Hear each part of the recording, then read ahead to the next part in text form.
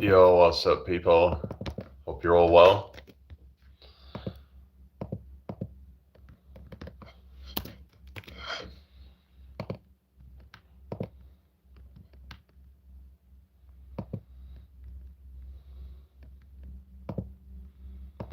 Welcome in.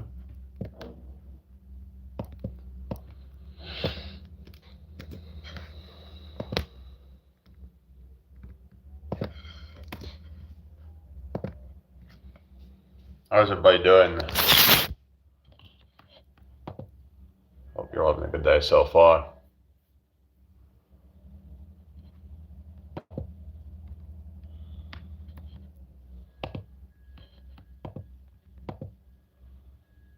Maybe I should sort out the thumbnail or something. Bear with me a second. Maybe I need a better thumbnail for the live streams. Maybe that could help.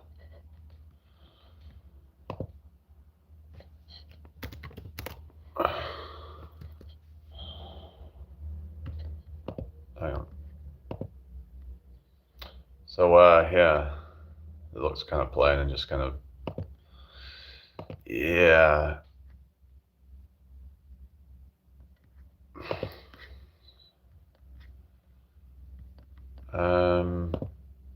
Bear with me a second. So if we go to thumbnail and then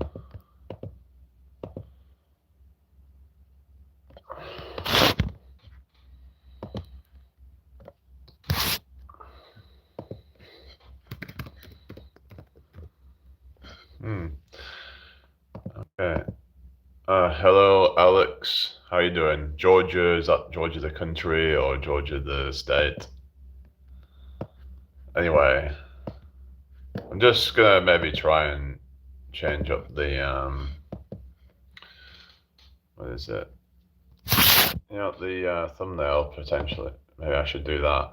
The state, my bad. Okay, fair enough. Yeah, it must be quite early for you then, I'm guessing. So if I just use this, then I can just use that for my thumbnail. Bear with me a second. How do I try and do that? I got to change, and then I'd have to download it, wouldn't I? Yeah, I'll just download that.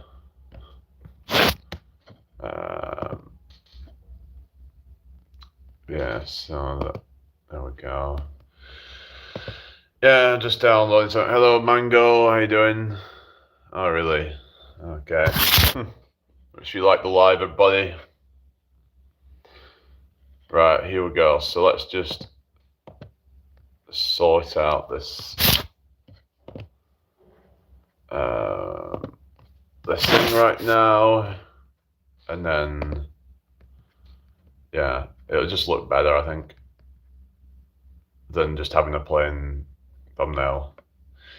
What's the theme, sir? We just like to talk about positive stuff like mindset shifting and things like that, and because I've come to realize that everything all starts from the mind, you know, like all your assumptions and stuff. That's what, whether it's like, success financially or success romantically, whatever it might be, it all starts from the mind. So anyway. Oh, really? Yeah, it's good with all the light, the natural light coming in. So okay, shenanigans. Oh, really? I'm your favorite streamer, apparently. Oh, really, Julio? Oh, really? How would you know that? Anyway, so yeah, I thought I'd use my banner as like the kind of thumbnail. Can you please help me with the paradox of life? We work so hard to improve, but we all go down buried in dirt eventually, so what's the point? I would just say, like, we shouldn't really be, you should be doing what you enjoy doing. And in order to do that, you have to assume a new identity of somebody who is doing the things that they enjoy doing. Instead of identifying as a worker slave, you identify as what it is that you want to be, and eventually that the 3D reality catches up to that. Acknowledge B says, we all go down, speak for yourself. I think what they mean is you just like you die after, unless you believe that something else exists after. Hi John, I'm seeking some help and guidance. I've been having some conflicting thoughts and don't know how to deal with it. When in your heart did you know? Okay.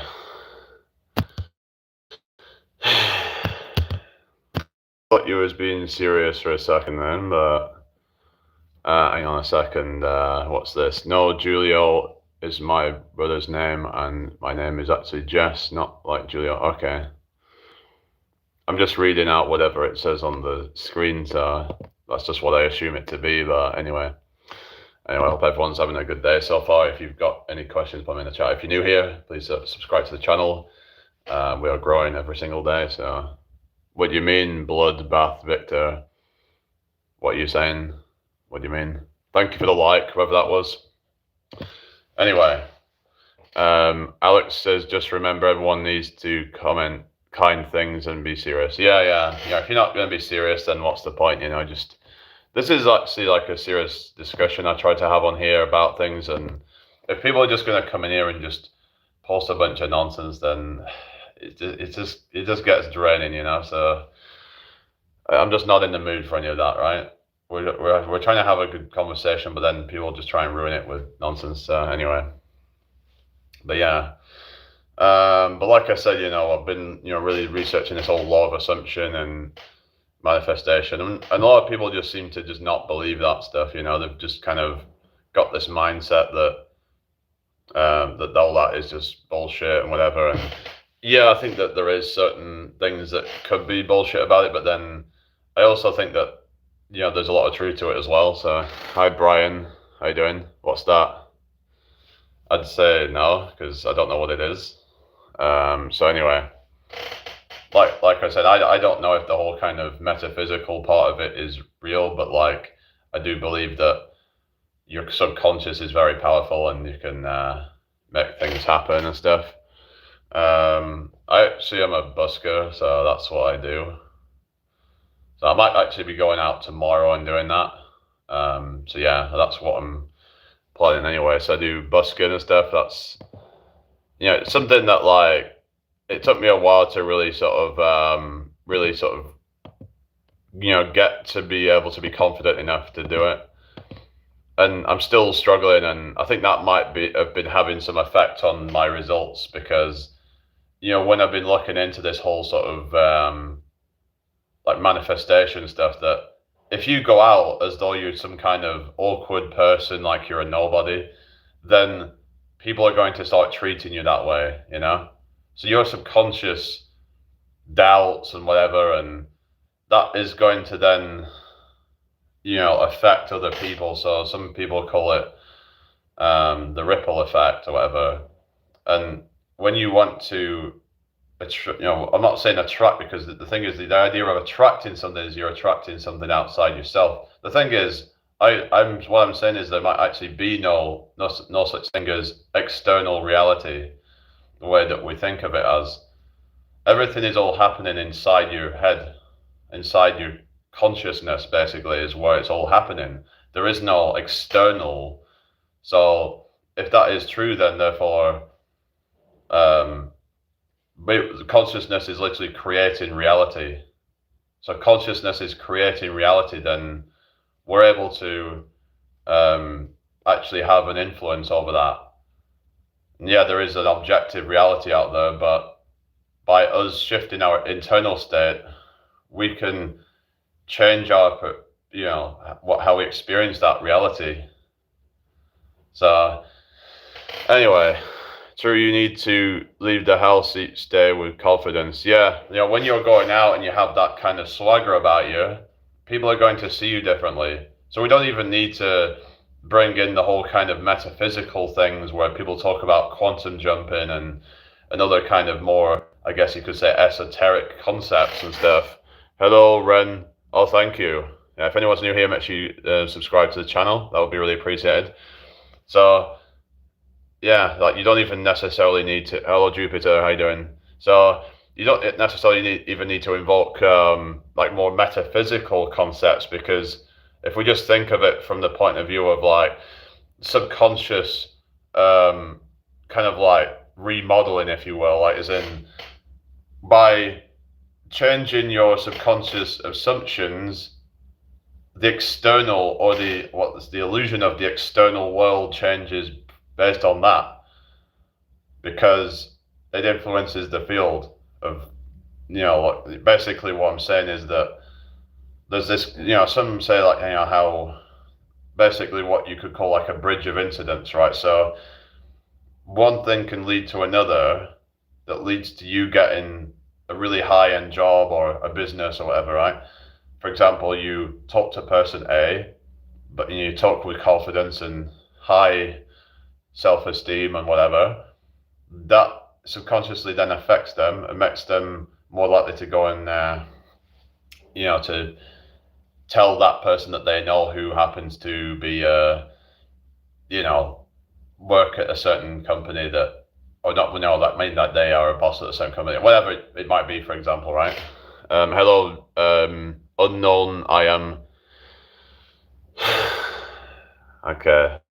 Brock, how you doing? So getting stupid comments now, and yeah, not too bad, thank you, LJ Winter. How you doing? Just getting a lot of trolls and stuff, but it is what it is, that's just what you get on here, really. But I guess people have nothing better to do with their lives, but it is what it is, There's no point in reacting over it. But yeah, speaking of reacting, is do not react to 3D circumstances. So for example, right, if things aren't going well 3D, let's say your money is a bit dry or whatever, don't react to it, because by reacting to it, you are giving it energy. You are giving your undesired reality energy, and by doing that, that's going to persist. So yeah, serious comments only. Yeah. I mean, so the reality doesn't care what you wish; it cares like what you assume it to be. Well, it doesn't care because it doesn't have any. I don't believe in the God in the sense of like the Bible and all that. I don't believe that there's this conscious as like manipulating things. But hi Sophia, good to see you. How you doing? I'm not too bad, thank you. So yeah, to talk about the law of assumption and your assumptions creating reality, and what some say is that you should ignore reality. That might sound insane, but by ignoring reality, you're not giving it energy. So I've got to be careful and not really look at viewing statistics and stuff, really, I think, because by giving it energy, I am then in a state of lack. I'm in a state of, insecurity, I guess.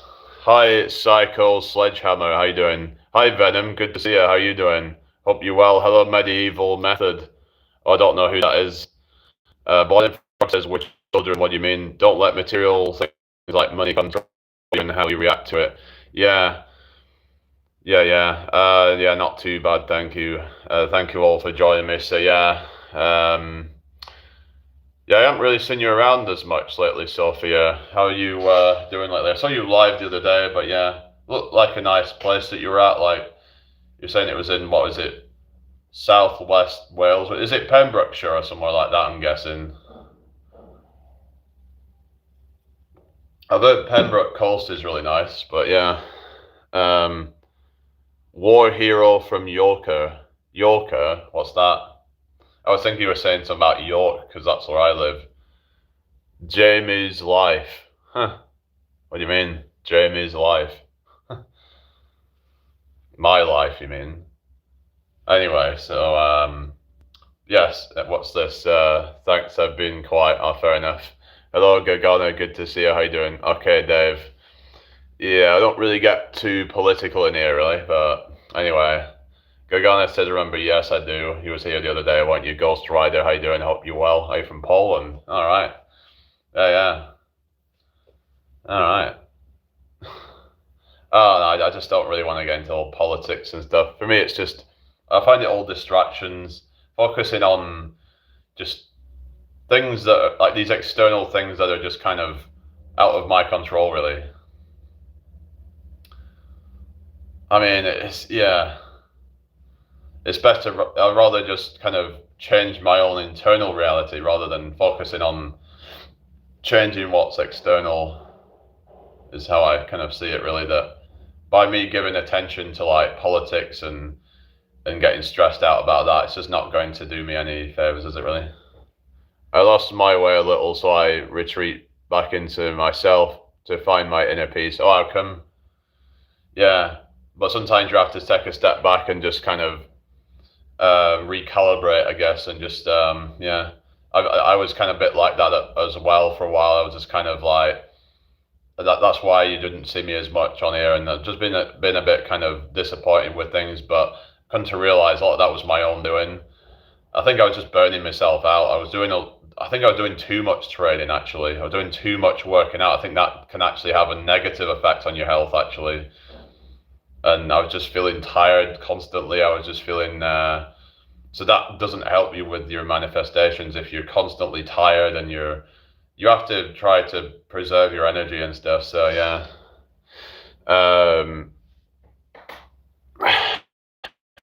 Yeah. So anyway, get rid of this one because that's obviously a troll account. LJ Winter says, I usually don't ask for advice, but it's one of those times. Okay, go ahead. What's your advice that you're looking for? Find a good balance. That's what it is. It's about, if you want to exercise, then it's good for you, but then doing too much, then it becomes bad.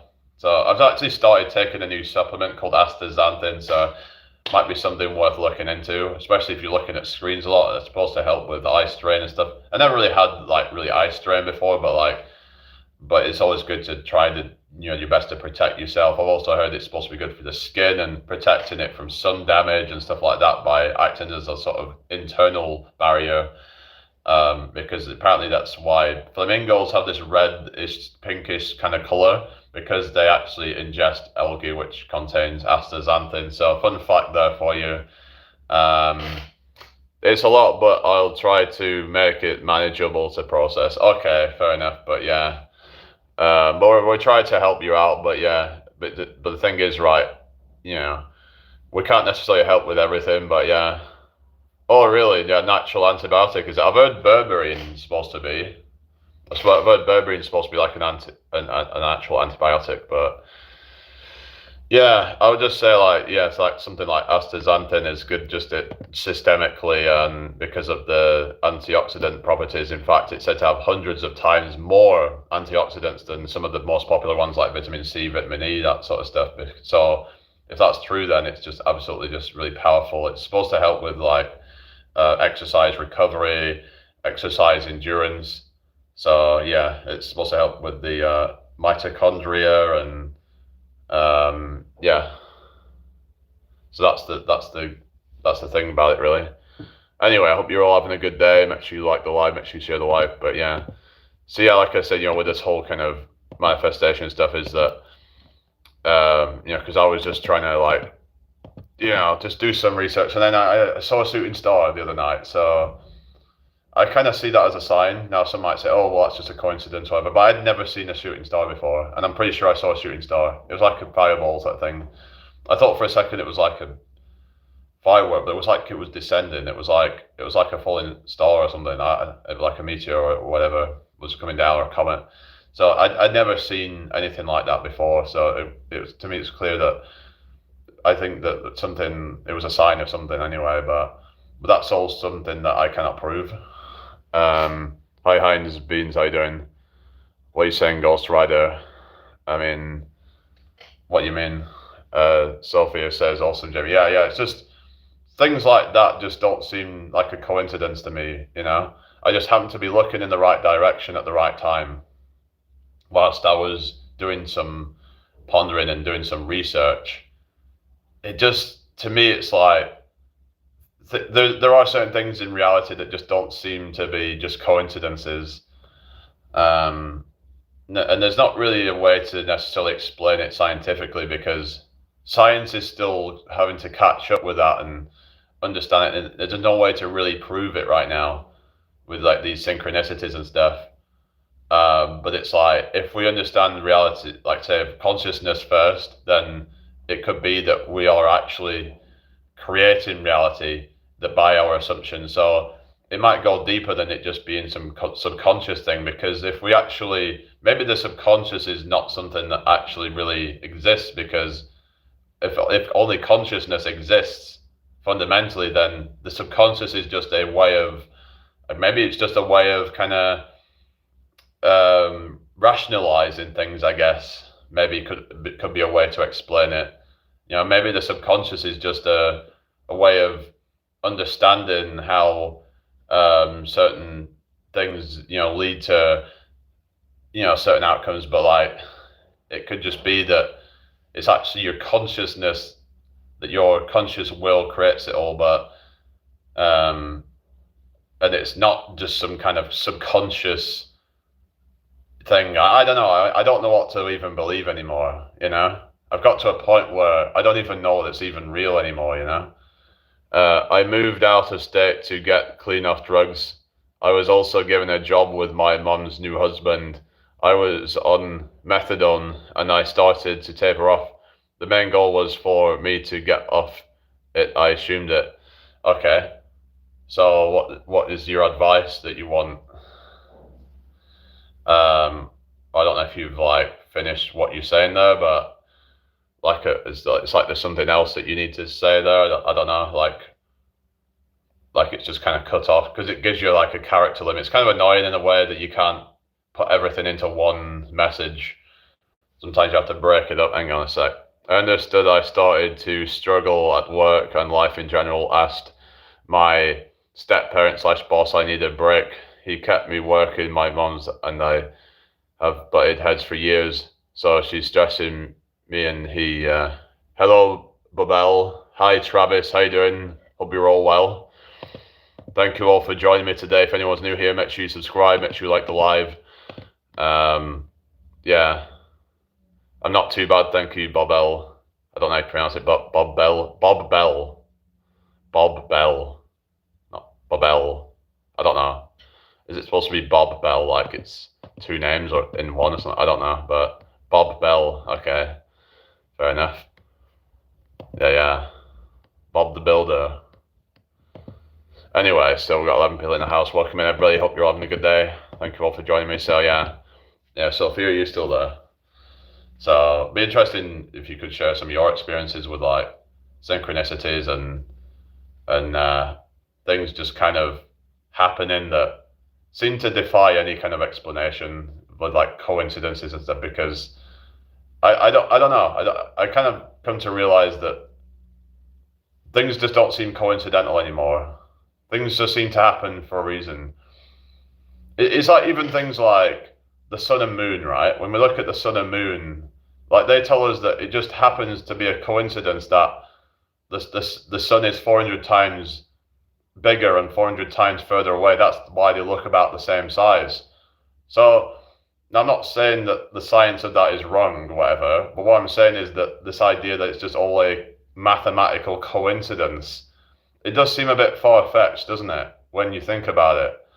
Like the chances of that happening is quite low, actually. Yeah, that's what some people are saying about parallel universes. Was controlling me out of concern, treating me like I'm his son. I'm 42, by the way. He didn't raise me, tracks my car when I leave, looks in my pockets, my bedroom, no boundaries while I find out my mum. Okay. So that's what some are saying, that like of like, yeah, I don't know what to say about that, LJ, but yeah. Has anyone got anything they want to say to that? You're welcome, Ghost Rider. Hello, Pen Halligans. What's the channel about? We're just about spreading positivity, health, fitness, that kind of stuff. positive mindset, that sort of stuff. Really, that's what we're all about, inspiring people to become their best self, you know. So yeah, there's not going to be any negativity near going forward. It's all, like I said, I don't even want to talk political stuff anymore because to me, it's all just there to distract you. It's all just there to keep you in a lower vibrational state rather than. That sucks though. The channel is boring. All right, well, if that's what you want to think, then I thought you was here just trying to But if you think it's boring, then maybe just go and find something else. Then do you do any sports so likable? I mean, I do fitness. I do workouts and stuff. I'm just on my own personal fitness journey, so I personally don't usually like compete in sports and stuff like that, but that's what happens when you are an addict and make your family's life hell, LJ. You have to prove to them that you can be trusted. Yeah.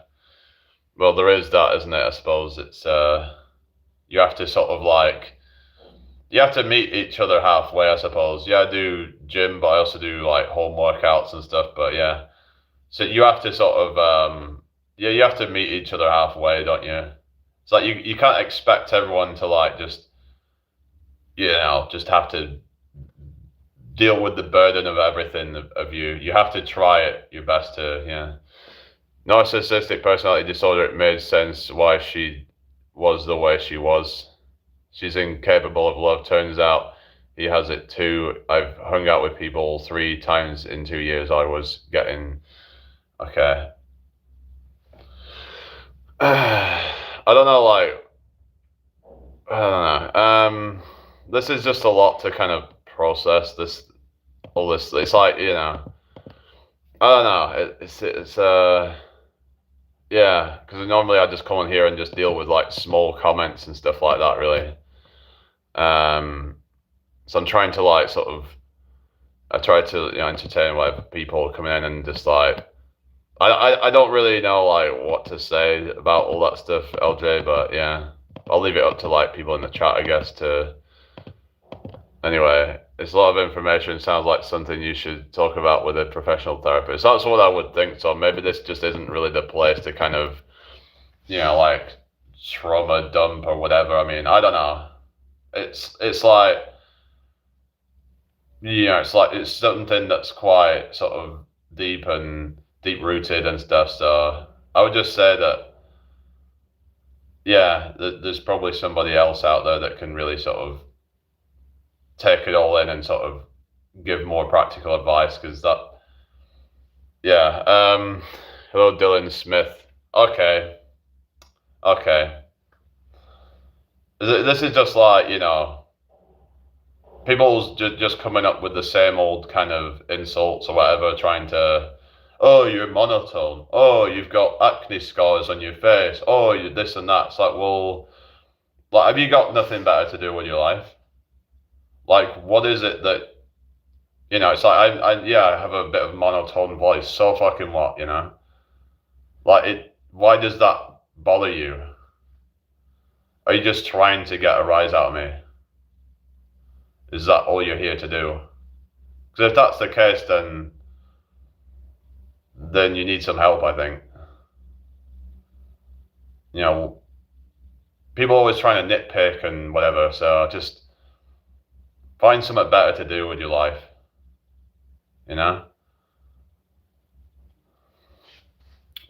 Yeah. I mean, it's not that I'm offended, it's just that you just kind of a dick. That's, it's like, I'm not personally offended, it's just, why are you doing this? What are you getting out of it?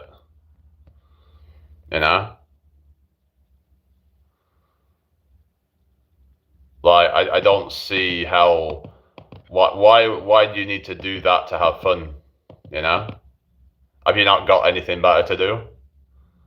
We're just here trying to have a good conversation and all that, and you just come in here and just try to lower the vibe.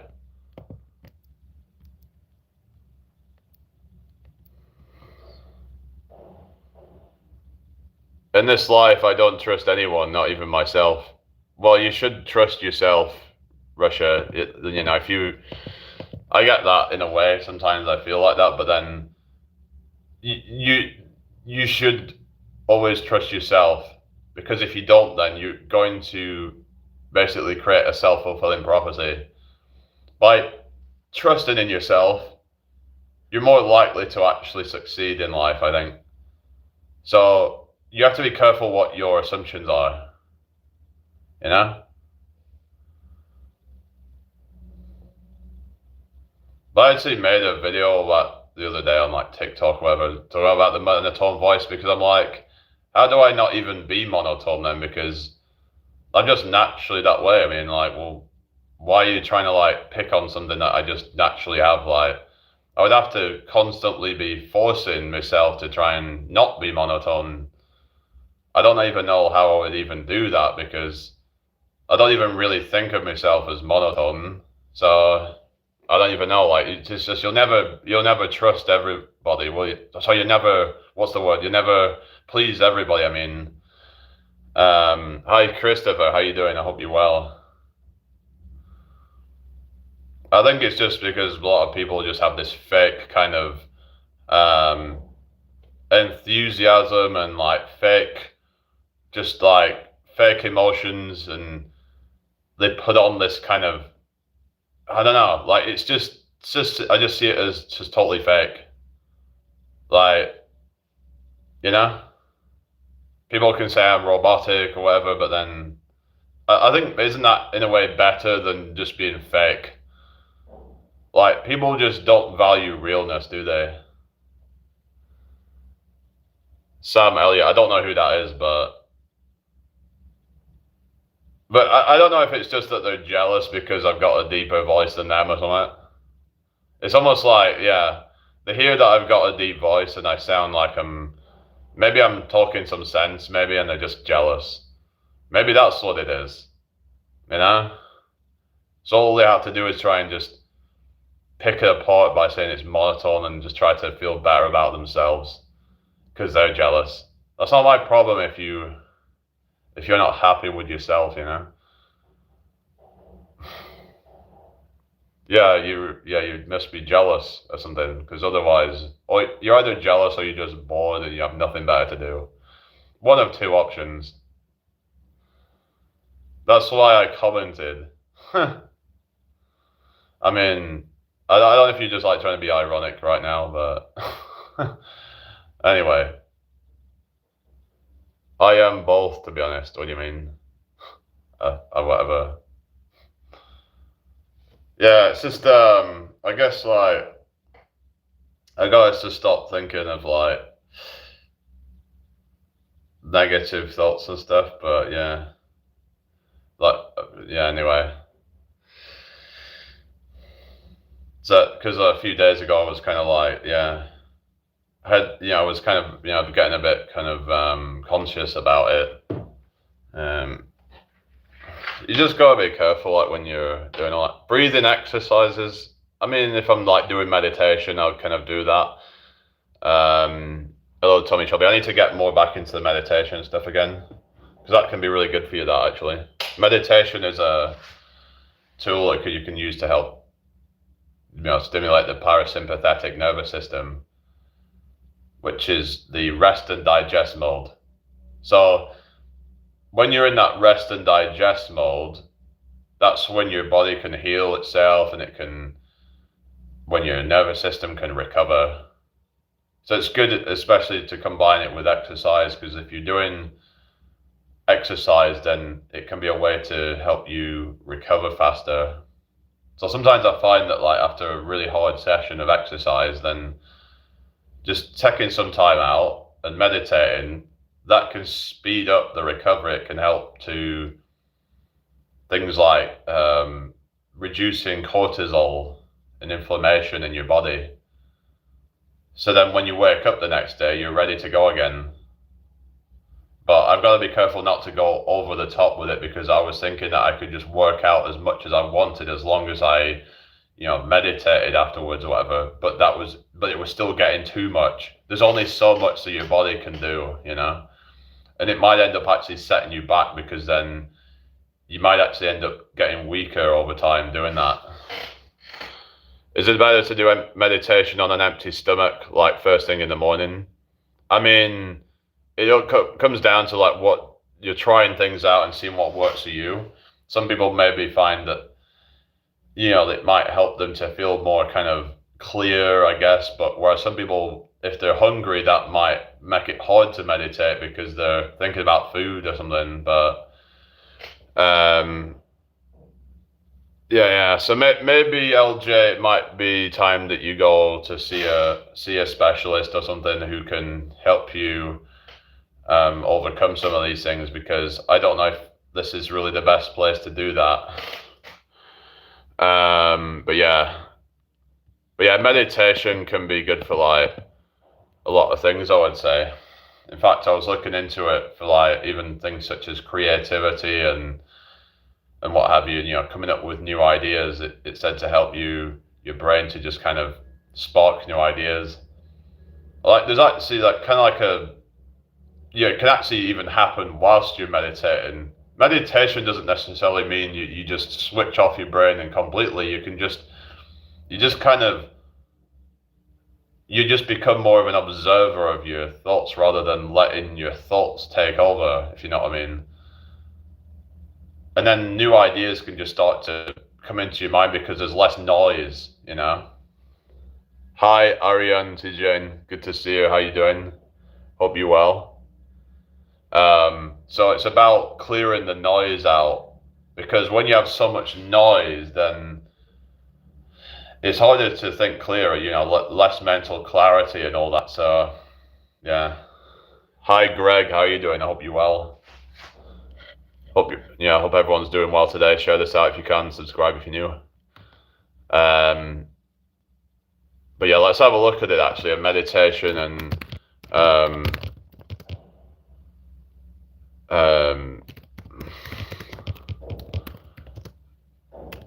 for like creativity. But I do think that it's going to have a beneficial effect.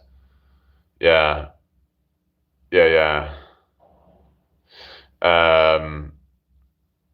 What's that? Most addicts do put their families through hell. It's not a personal. Yeah. It's just about trying to see things from other people's points of view as well, isn't it?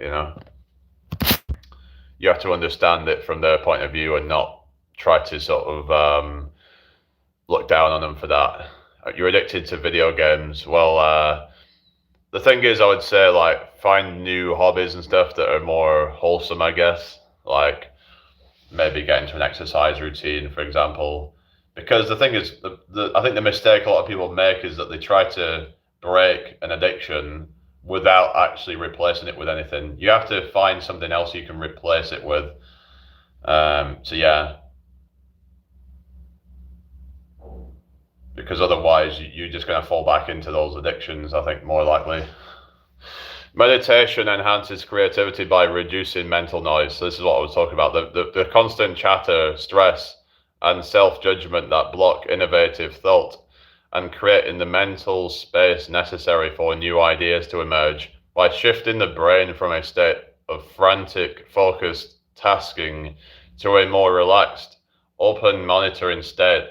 Meditation allows for greater mental flexibility and allows the subconscious to process information more effectively. Let's get rid of this one.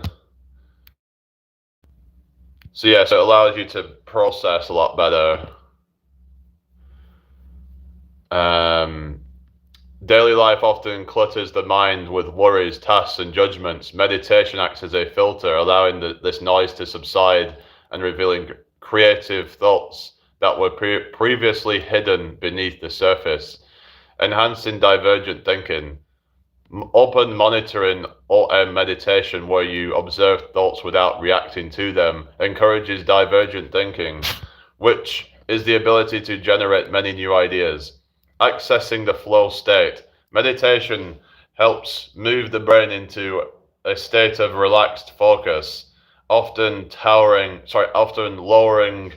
brainwave activity to alpha or theta levels, which are associated with imagination and creative insights. How to protect ourselves from aliens? Well, depends if you believe in all that stuff. And then it says, removing creative blocks. By letting go of the need for perfection and reducing anxiety, meditation allows for a free flow of ideas and reduces the fear of failure. Cultivating stillness. Similar to a lake, when the surface ripples, thoughts are calmed, the deeper, more creative part of the mind becomes accessible. So then it's here we've got practical techniques to boost creativity. We're bombarded with noise constantly now. We don't feed that part of the brain that desires quiet. Even just a walk in nature will help. Yeah, definitely. We've got, open monitoring / mindfulness. Rather than focusing on a single point, this involves observing thoughts and feelings as they pass without judgment. This encourages flexibility and originality. Focused attention, focusing on the breath, a sound, or an object, helps train the mind to let go of distractions, allowing for deeper, more sustained concentration on creative work. Routine practice, 10 to 20 minutes of daily meditation, preferably in the morning, can help set a creative, productive tone for the day. So maybe in the morning it could be good in terms of like helping set that tone for the day. It's saying here, guided meditations, using guided sessions such as those found on apps like Headspace or Calm, can help beginners navigate mental noise, especially when they feel stuck in a creative rut. What is this? What do you think it is? Hysteria. Anyway, let's keep going. How to use meditation for creative output. Before work, a short session before starting a project can clear away anxiety and focus the mind. Journaling. Following a meditation session, taking time to free write or draw can capture the ideas that surface during the quiet. Just kind of talking about more positive stuff like meditation and creativity and health. Hey, Annie, good to see you. How are you doing? Were you not here yesterday, or was you just I think I might have seen you. I don't know, but yeah. Listening to binaural beats such as 8 hertz in the alpha theta range can help stimulate creativity and promote a calm, focused environment. Yeah, I've heard about. I actually did try binaural beats at one point. I don't know if it really helped me, but has anyone ever tried binaural beats? I popped in, then had to go. Needed. Okay, fair enough. You got to do what you got to do, I suppose. Hysteria says Christianity helps. Yeah, I'm not a religious person myself, so that's something I don't really kind of subscribe to. But everyone's different, I suppose. But yeah, if anyone's new here, hit that subscribe button. But yeah, if you want to, that is anyway. I've tried binaural beats. I think it helps. Yeah. It's this thing of like a sort of the difference in the brain waves. Like you've got say like 100 hertz in one side, 110 hertz in the other side, and then the brain sort of makes up the difference or something like. If I remember something, I mean it's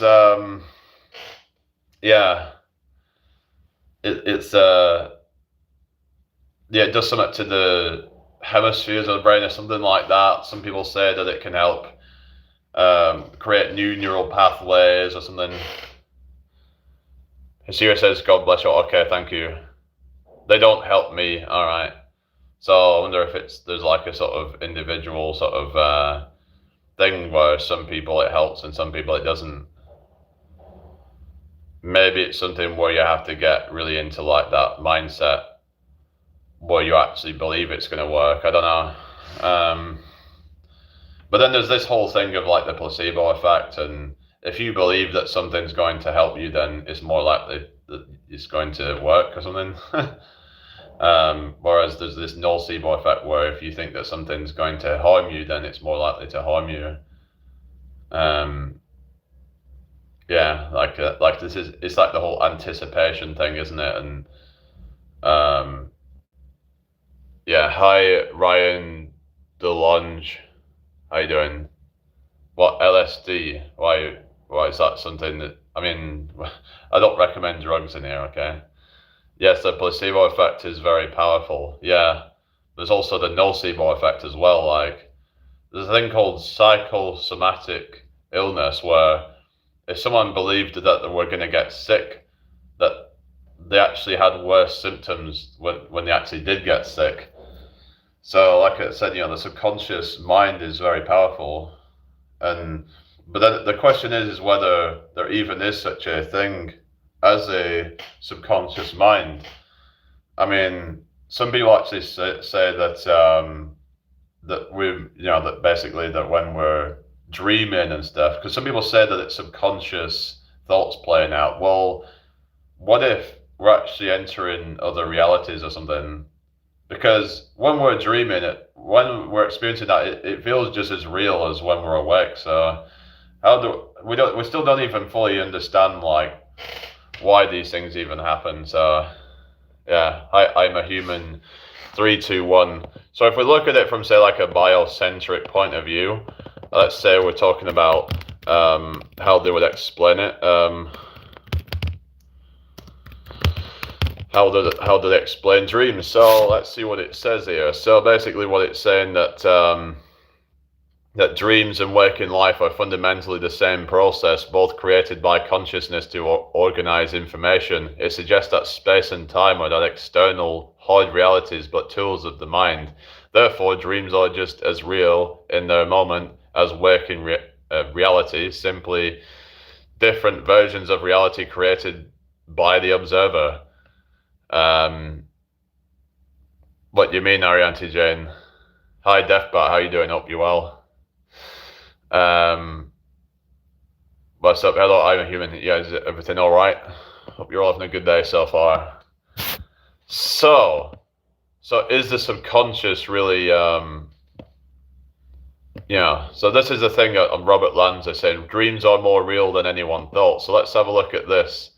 We'll experience different realities. Yeah, so that means that consciousness is fundamental, and it's also a kind of private thing in a sense, because what you see, you don't know if someone else sees the exact same thing as you. And in fact, I think they've actually proven that everyone sees something a bit different. Like, because there was that thing with the hello, Dinesh Krishna, how you doing? Hope you're well. Make sure you subscribe if you're new here. Make sure you like the live. So like with, when there was that image of the dress that was like, half of the people said it was blue and black, half of the people said it was white and gold. So we can actually prove that we're actually seeing different things, right? Because a lot of people couldn't even agree that it was even the same color, let alone the same shade of color. Like, so what we're seeing is subjective to us. So yeah, unless you sleepwalk, well, there is that. So what it's saying here is mounting scientific evidence points to an astounding conclusion about a familiar, everyday or every night phenomenon, dreams. The secrets dreams can unlock ultimately derive from the basic fact that reality is a process that involves us, a conscious observer. We assume that everyday world is out there in a more real or independent sense than is the world of our dreams, that we play a lesser role in its appearance. Yet recent studies show that day-to-day reality is every bit as observer dependent as dreams are. As explained in the new book, The Grand Biocentric Design, everything we experience is simply a whirl of information occurring in our heads. Indeed, space and time are not actual physical objects, but rather terms that designate the tools our mind uses to assemble information. They're among the most critical keys in consciousness, and they explain why, in experiments with particles and the properties of matter itself, they are always relative to the observer, as opposed to being objective, standalone absolutes. So, facts checker says, sounds like a load of psychobabble to me. Well, maybe you can explain why you think that instead of just kind of, you know, come up with some lazy response where you just kind of say, oh, well, that just sounds like a load of crap to me. But the thing is that, with like quantum experiments where it shows the observer effect and how, the observer, shapes reality basically from like, say, such as the double slit experiment, where until an observation is made, it acts as a wave. But when an observation is made, it acts as a particle. So the observation, but from that experiment, would say that it collapses that into a definite reality. Now, then we've got the many worlds interpretation, which then says that instead of the observer collapsing the into one reality, that all realities exist simultaneously, and the observer is like only sees one of those. So basically, like, we still don't know everything about it all, and there's going to be different interpretations of things until we have a definite answer. Hi, Carol. How you doing? I hope you're well. Thank you for joining me today. So all we can do is really speculate at the moment, but as far as we can tell, the observer plays a much bigger role in reality than was previously understood. Our own brains have to decode the image it receives from our retinas, so what we are seeing is our brain's own interpretation of the visual spectrum. Well, I could even go deeper and say that, well, what if there really is no independent external reality? There's this idea that instead of the idea of that the universe creates consciousness, but rather consciousness creates the universe, because without consciousness, it would seem as though nothing really truly exists in a definite state. So whichever interpretation you have of it, that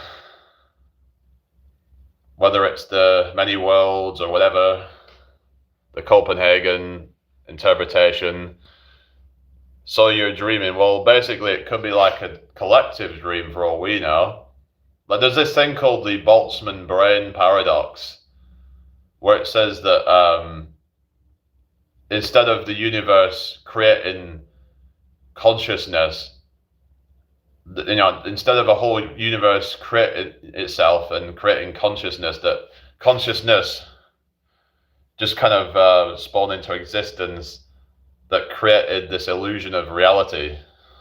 I think that's how I understand it anyway, but it's just kind of like flipping on its head how a lot of scientists like understand things. They look at it from a kind of materialistic point of view, and I guess in a way we have to kind of act as though that is real, in a sense that we have to act as though there is materials outside of us. Like, for example, if we walk out into the road, that we could get run over if we don't look. So we have to act as though there is an external reality out there, but fundamentally, I would argue that is all happening within your own mind. But everyone's got their own perspective. But yeah, no, I don't have any pets. No apps. Bao, how you doing? Go on, I use itchy, but yeah.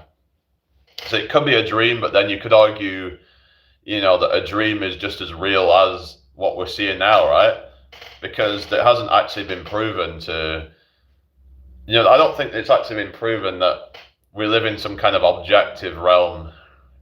I mean, yeah, we can say the sky is blue and all that, but you could argue that even the subjective experience of that could be a bit different. What is the conclusion to take from this? I would say that, like, maybe reality is more fluid and more subjective, and therefore, if reality is more subjective, then maybe your beliefs have it, are able to shape it and able to morph it into what you want. So, yeah, because maybe the whole thing of the subconscious is just a way of I don't know, understanding things. Now, I guess you could say, well, whether it's real or not, the subconscious plays a massive role the consciousness plays a massive role. Whether there's anything outside of it or not, even if there is an external reality, it's not as objective as what we've been told anyway. My default setting is to be negative and that I'm the center of the universe. I'm happier when I choose how I dictate what I see. Think outside of myself as I'm part of this, not the center of it. Well, I would say that you are the center of your own reality. Everyone's the center of their own reality. And you have the power to decide what reality you want to be in,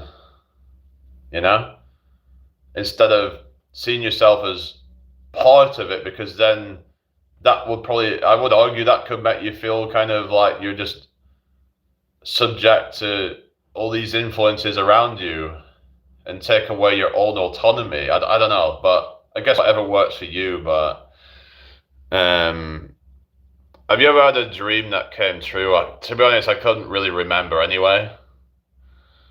So you have already experienced the same things happening previously in a dream. I've had say dreams that have I think I've had dreams that have kind of happened again. Like it might be say that grandparents are still alive and stuff like that. But you could say these are things that have come up in your consciousness at some point, and you're sort of replaying certain things.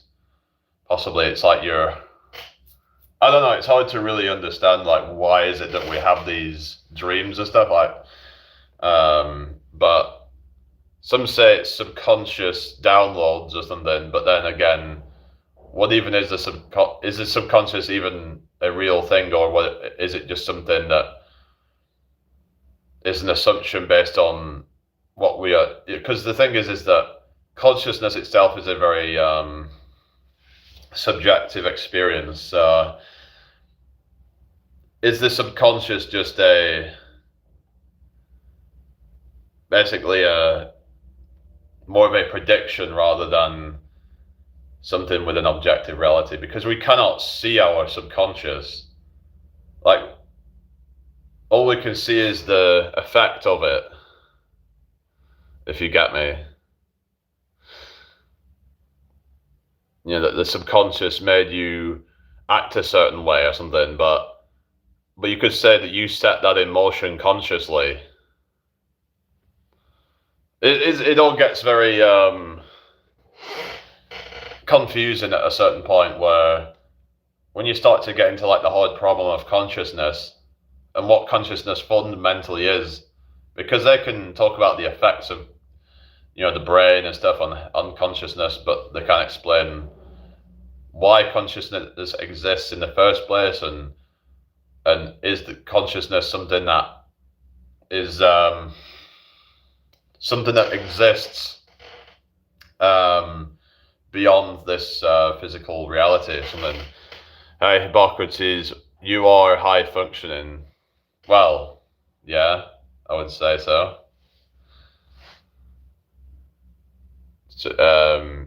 You can be conscious of what is normally subconscious. Right, what do you mean? So you already experienced this. I just read that one already. Who else is still in here then? Say hello if you're still watching. Thank you for the likes, everybody. I might restart this live in a minute. I don't know. It's gone kind of quiet, but I don't know. It's just one of those things anyway. It is strange that we don't question dream logic whilst dreaming. We just accept it to be true without proper context. There are some people that do dream, like what they call lucid dreaming, where they actually do question it.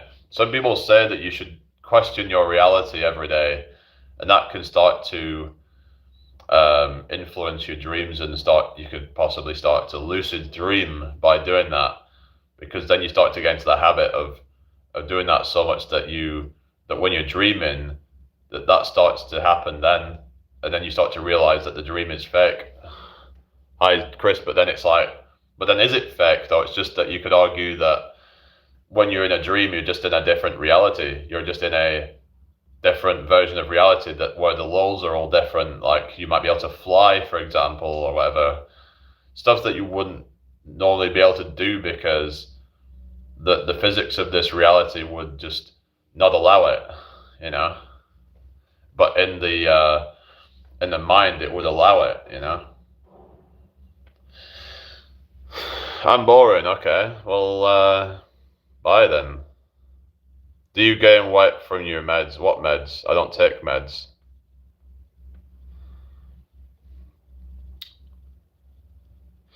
I mean, something you experience the difference is being aware of it, right? But yeah, like, I mean, you could say that is the subconscious really a thing unless you're really aware of it. So this is what I'm,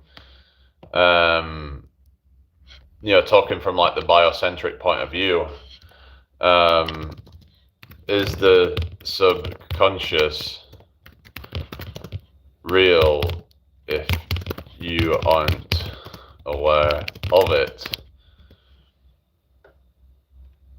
So let's see what it says. That the universe and everything in it, including the external world, are constructions happening within the mind, making reality fundamentally a process of consciousness, regardless of whether one is consciously aware of that creation process in the moment. Lanza posits that there is no independent, objective external world, meaning that what we perceive as out there is actually an internal mental process. So let's see about the subconscious / shared reality. Lanza argues that if you are not aware of the scaffolding of reality, it is because your consciousness and the collective consciousness of others constructs it seamlessly from moment to moment. Biocentrism often cites the observer effect in quantum physics, where subatomic particles act differently when observed, suggesting that consciousness determines the reality of matter. Yeah. It's just the more you think about consciousness, the weirder it gets. Like where things just start to make more and more, would just seem to be more and more weird as you get deeper and you start thinking deeper about what is reality? Is any of this real? If it's not real, then what is reality? Maybe it's both real and not real at the same time, depending on how you perceive it. Because I was talking about this whole Boltzmann brain paradox and all that, and that maybe things are real and not real at the same time. So that might sound like a contradiction, but that's the thing, is that if it's a hallucination, then where it's like a collective one, we're all sharing it, so it might as well be real, but it's not like an objective reality, if you will. But if you understand what I'm saying, it might not make sense to some people, but yeah. Anyway, hope everyone's having a good day. Euro, or what you mean, Ariane TJ, and what you're saying. Hope you're having a good day anyway. Just, we're trying to decode reality from like a limited understanding, but yeah. But maybe we're not meant to understand things, I don't know. No, think logical, your body is still resting, your mind is half awake, allowing us to think, aka dreaming. Okay, what do you mean? So what you're saying, in about like lucid dreaming or something, subconscious processes or mental processing always take place if you're less focused. Conscious thoughts, you can focus more on things that are normally subconscious. But what I'm saying is that, is subconscious even a thing if it's not observed? If we can't experience it, then what is subconscious then?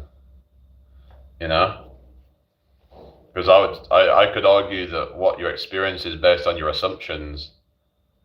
So if you're assumed to see something, then you're more likely to see it.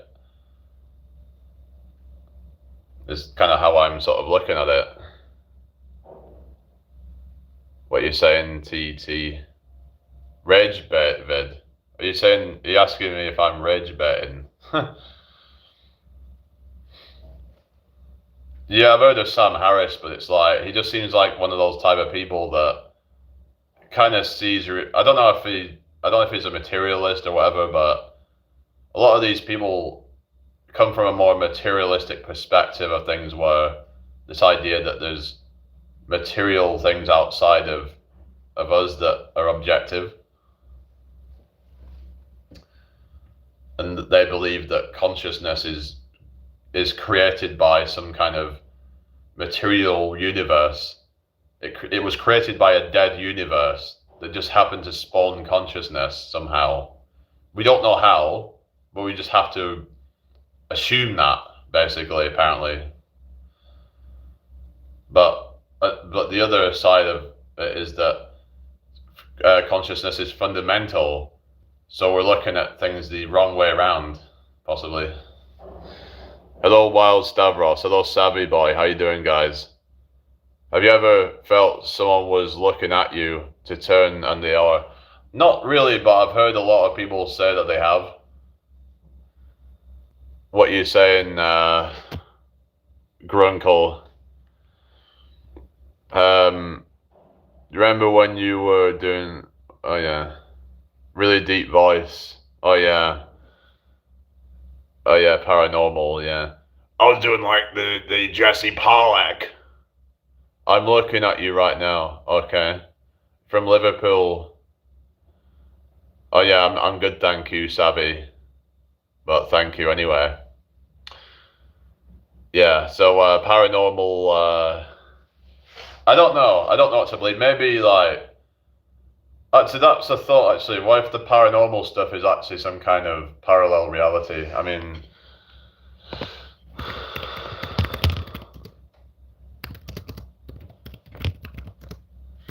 it'd be interesting to see what there is on this or something, and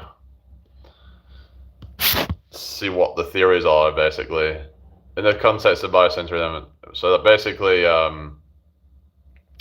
saying that paranormal phenomena are often theorized as bleeding or seepage from parallel universes. Rather than being the souls of the dead, biocentrism suggests that what we perceive as ghosts or unexplained events might be glimpses into other versions of reality that exist simultaneously. Makes you wonder, hello Mendacious, maybe it's like one of those things where, like with the whole quantum entanglement and all that, and maybe there's times where realities don't quite kind of match or something, and we kind of see some of the, I mean, I don't necessarily believe in like the Mandela effect and stuff like that, but it'd be it's an interesting theory on, say, like quantum reality, where if there's this superposition of realities, then we might see some glitch at times where things happen that shouldn't be happening, that you can't explain. But you could say, from a more grounded explanation, that it's just because we can't explain it doesn't mean that it's some kind of mystical thing. It could just be like, for example, people, they would use things like EMF readers to find paranormal things going on, paranormal sightings and stuff, and they would experience things like, you know, sort of these elevated spikes or whatever that would suggest there's some kind of activity in that area, but it could just be that they're close to some kind of frequency, like maybe they're near some kind of building or something, or road or whatever it might be, that could be causing the readings to go crazy. I don't know. I mean, there is an explanation. Maybe I'm not explaining it that well, but your subconscious does exist. Well, I would argue that consciousness is the only thing that exists. So subconscious is just you could actually argue it's a projection of consciousness, because in order to see the subconscious, you have to be conscious of it. Not always an explanation. I mean, like I said, I try to keep an open mind. You've got the scientific point of view with things. It's like with things like near-death experiences, and I think there could be some explanations for that in terms of, it's like, for example, have you heard of something called terminal lucidity, right? So when someone's very close to death, they might suddenly have this burst of like rejuvenation, it would seem. Like someone might be dying from dementia, for example, and maybe a few hours, few days, or maybe weeks before they die, they seem to just have this kind of sudden kind of like return of like lucidness, and people will say that's to do with something called disinhibition. So this is what they're saying with near-death experiences, that might be explaining that. I'm not saying it's a full explanation, but basically like where it could be like some kind of heightened level of consciousness, and that might be why they're seeing the lights and stuff. But it's just interesting to sort of hear different points of view on it. But there's many people who have cameras now. Why haven't we seen evidence? Well, I mean, there's people who say that they've got evidence, but then some of that could be subjective. I don't know. You're gonna have people arguing back and forth about their interpretation of what they've seen. But anyway, I try not to focus too much on that kind of stuff. But apparently there is aliens. Well, then there's the argument that if there are aliens, they might be too far away to even get here. Like the chances of them actually being close enough to even get to Earth, and then it's like, well, if there is aliens, then why haven't they ever landed on Earth? Some people might say that they hate us, but I don't know. It's just people have all these kind of weird explanations of things, and I don't know. I mean, is that really the reality? I mean, but if they really have landed, then why have we never seen any of it? But it's hard for me to believe in something I haven't seen. So why haven't they introduced themselves to us? Don't you find it odd that boring old places are always haunted? It's about making something out of nothing. Well, I suppose there is that. That could be one thought on that, really, that suddenly some boring old place becomes this like mysterious place or something. Project Bluebeam. Yeah, I've heard about that actually. Part of me thinks that they're just trying to do some kind of fake alien invasion to try and bring out a new world order or something. Hi, Faraj Mondal. How to make money illegally? Well, you shouldn't be making money illegally. Stick to legal ways. Ever think about that? What's that? In about the Project Bluebeam or something? Or I went to a funeral home and I never saw anything. Yeah. Well, this is the thing, right? I was actually in a house where my great grandmother was actually passed away. She actually passed away a few months after. This is crazy, right? She actually passed away on Halloween, apparently. So that was quite an eerie one, but there was never any sighting of any ghost in there. So, yeah. But it's like, it might exist. I'm not saying you're wrong. Yeah, it's just that you have to have a more kind of grounded sort of like perspective on things. It's like, well, if you haven't seen proof of anything, then how do you know it exists? So I get what you're saying there.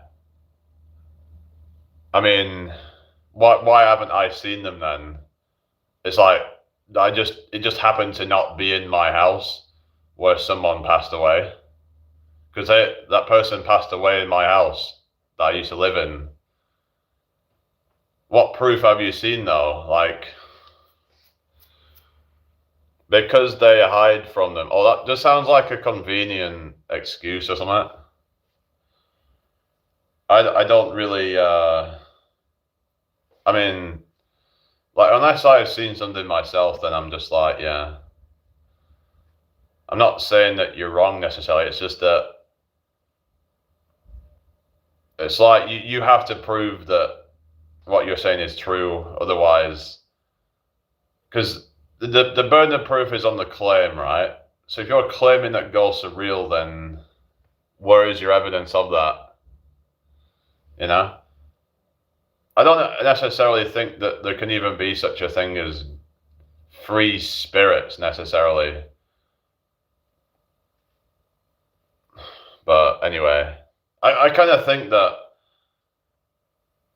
maybe like consciousness needs a host to exist passively. I don't know, like the duality of the mind and the body or something. So I don't believe that there can just exist in the form of an energy or something personally, but yeah. But documents can be kind of like, I mean, okay, get rid of that one, Annie. Look at the name of their account. So, like, what is your proof though? Like, hello, winning chapter. There is energy conservation law. Yeah, I've heard people saying that, and some people use that as an argument for like afterlife, but some might say that, well, that energy just ends up being part of the universe, scattered about. That's what like Carl Sagan would say, like that. I mean, I don't necessarily believe that, but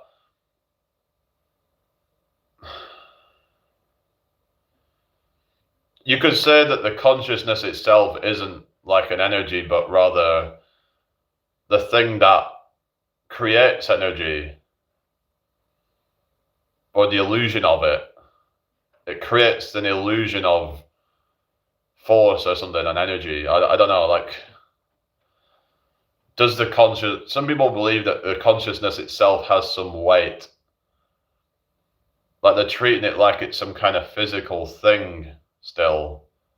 Well, what if I told you that consciousness itself has no real kind of substance without it sort of like giving it, projecting it into something else kind of thing.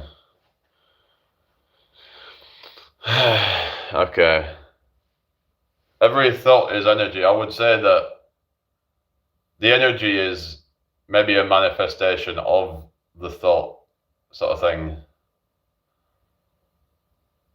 I don't know. I guess you could say which came first, the chicken or the egg type of thing. But did the energy come from consciousness, or was consciousness the energy? But it's just that we can't really understand like the fundamentals a lot of it. So like the whole problem of consciousness.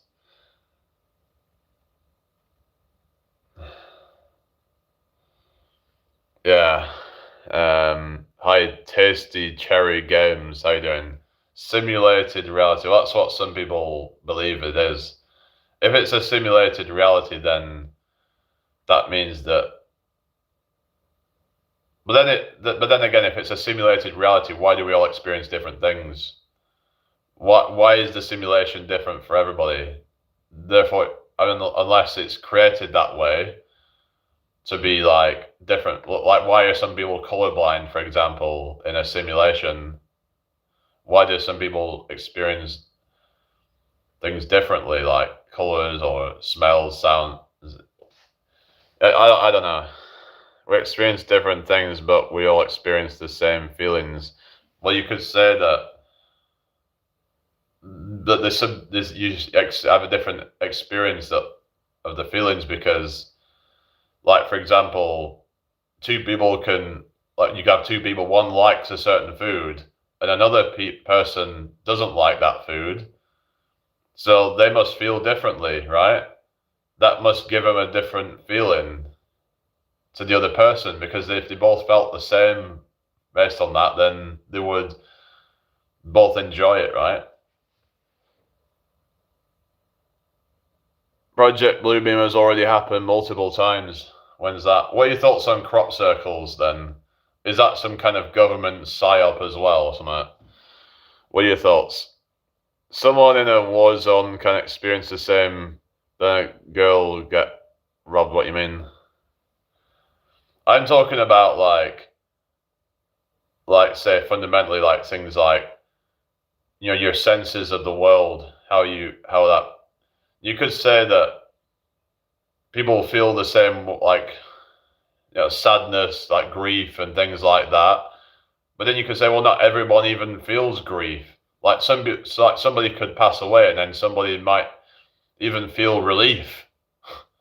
Some sick people out there, but like, so even how people feel about certain situations can be different. So I don't know what you mean. That is your constitutional conscience. Yeah, but not everybody has a conscience, and some people have varying degrees of conscience. So I don't know what you're really saying, but it's an equal experience. What do you mean it's an equal experience? Because if it's an equal experience, then that would mean we experience the same, unless you mean, I don't know what you mean really. You're saying it's an equal experience, even though we experience different things. Like you've got people who are, say, like deaf and blind, for example. How are they having an equal experience of reality? They have a completely different version of reality than we do. It doesn't matter what you experience in life. We both experience the same life through feelings. Yeah, I guess, like, I don't know.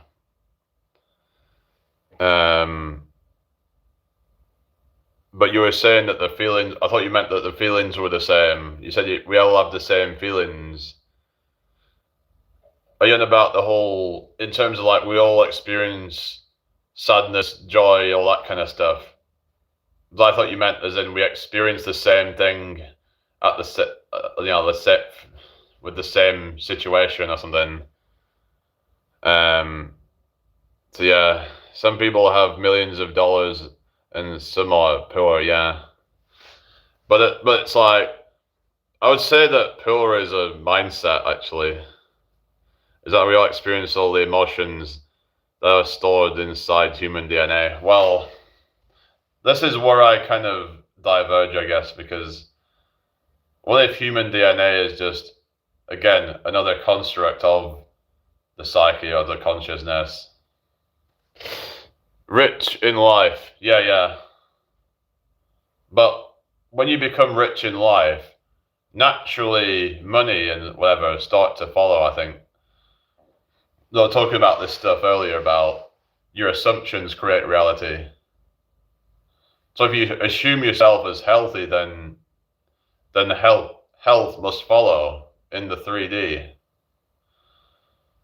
Because even just from like the whole kind of placebo effect, right?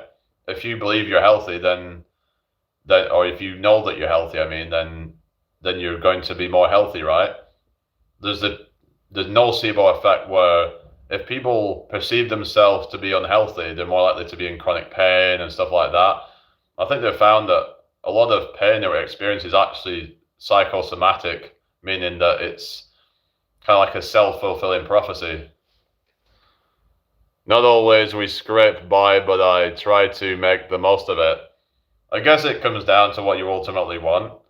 Like, if you want to be successful and have money, then if you want it that badly, then that's the reality that you want to affirm, then you can be in that reality, Eventually reality will have to conform to that. I've heard of like situations where like people had tried different businesses and failed, but they eventually got to where the really successful business through persistence, because they saw themselves as successful. Look what happened with Jim Carrey, for example, and he wrote himself a check for $10 million, Hello, Gravity, Core Fitness, how you doing? Hope you're well. Could you be any more monotonous, robot? Okay, this is the second person that said that, but anyway. Yeah, your attitude and mood isn't just a feeling, it shapes your face and body, your voice, it gets picked up on. Communication is really non-verbal cues, yeah. Yeah, if we're kind of like looking at it from like an objective point of view, a more scientific, grounded point of view, then yeah, your subconscious is basically like projecting out into the world, and that changes how people like perceive you. So, who's Tom? Don't know Tom. Who's this? Anyway, when you go in live again, Gravity, doing the workout later.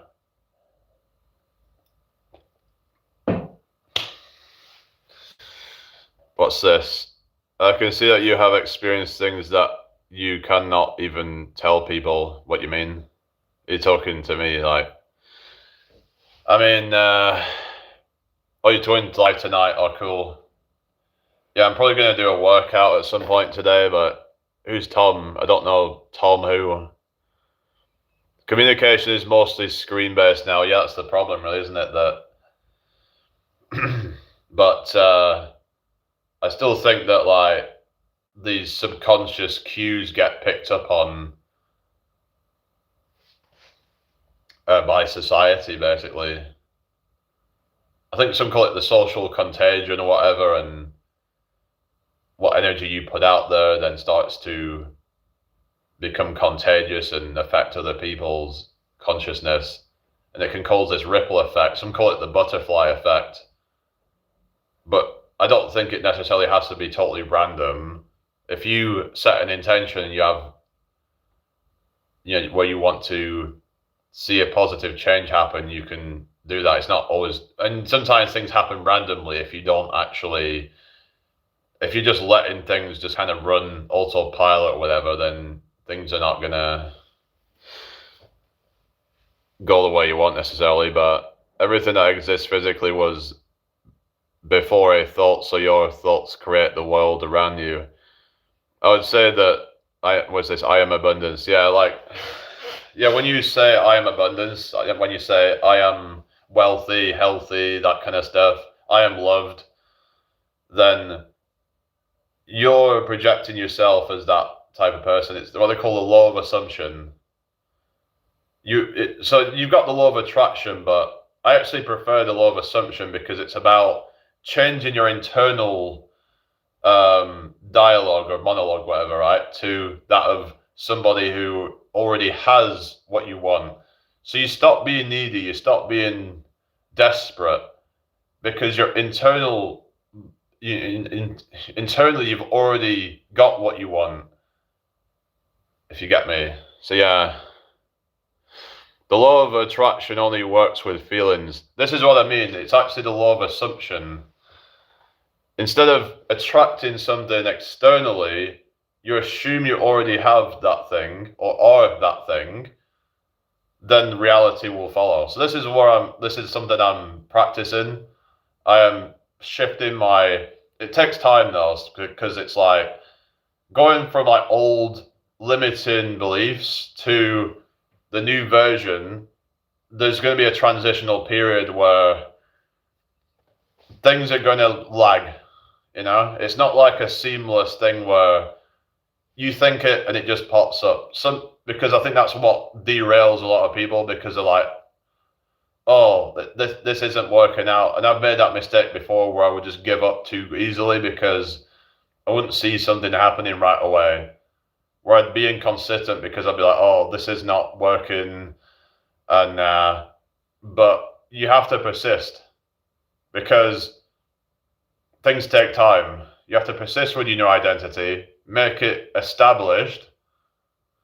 Hello, Jenny B. How you doing? I hope you're well. If you create your own song, you have to be careful what lyrics you're writing and repeating in your head.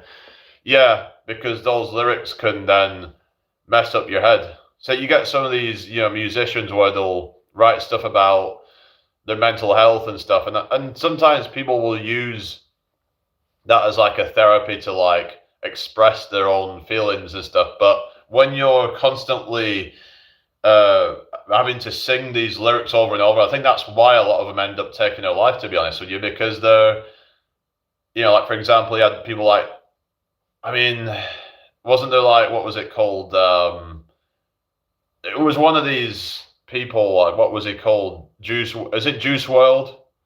One of these rappers, whatever, and who things just kind of get to them. A lot of these people, like they end up because the music industry, it thrives on on this kind of mental health stuff, right? So by them constantly affirming that they have these problems, then yeah, they keep perpetuating it. If you're writing negative things in your lyrics, you attract them. Yeah, well, I'd say that you assume them, and then reality follows. So it's not that you're attracting something, because the idea of attracting something is that you are pulling something externally. It's about shifting your internal state, and then reality morphs, basically. So yeah, thoughts create your reality. So yeah, I mean, have you heard of Neville Goddard? Because he talks a lot about this kind of stuff of the internal monologue and all that.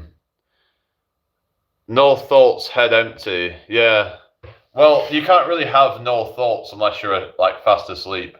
And even when you're asleep, you can have dreams and stuff. But I guess there could be times where you really don't have thoughts, and you just have this. But so by writing these things and turning them into a song, you're building the reality you manifest in your song. Yeah, definitely. Yeah. Like, it's like, for example, you have this. It would be good to say, write a song about becoming or being a superstar, right? I remember there was a song called, um, like, I'm a superstar in the making or whatever. It was like, maybe it's good to write songs like that, where you actually affirm being, or it might be that song Pharrell Williams, Happy, for example. Like, I mean, it could be like a way to kind of affirm that. Like, some call it robotic affirmations, where you keep repeating these mantras. I am abundant, I am happy, so did you know that you are not the voice of your thoughts? I mean, it's yeah, I mean, yeah, there's certain things happening, like, kind of without you kind of controlling it, I guess. Like, like when you make an observation, and you could say, well, you don't have control over the observation itself, like what you see, and it's same with like thoughts in some cases, where you're yeah, so it's programming your subconscious using affirmations. I mean, well, this is what I was saying about the subconscious as being a kind of more of a sort of, like, you could say, a probability in the quantum field or something, that it's a way to sort of understand reality, that the consciousness uses the subconscious to filter out reality into a kind of, I guess, like a cohesive reality, if you will. The thing is, if we could see everything in reality, it would be so chaotic, wouldn't it? In a way, seeing less might be better, because we're not seeing all the noise. Like, it would just, I don't think you would actually see anything, because everything, there would be no details that you could make out. You wouldn't, nothing would be sharp. Everything would all just be a blurry mess. If we could see everything, but yeah. But then again, it comes down to what ultimately is reality at the end of the day. Fundamentally, what even is real? If you train yourself and analyze your thoughts, you'll see that you are not your thoughts. You are the constant conscious awareness, the observer or witness behind your thoughts, not the fleeting automatic mental narratives themselves. But it's when you can become like the what they call it, the what's the word, operant? What's the word?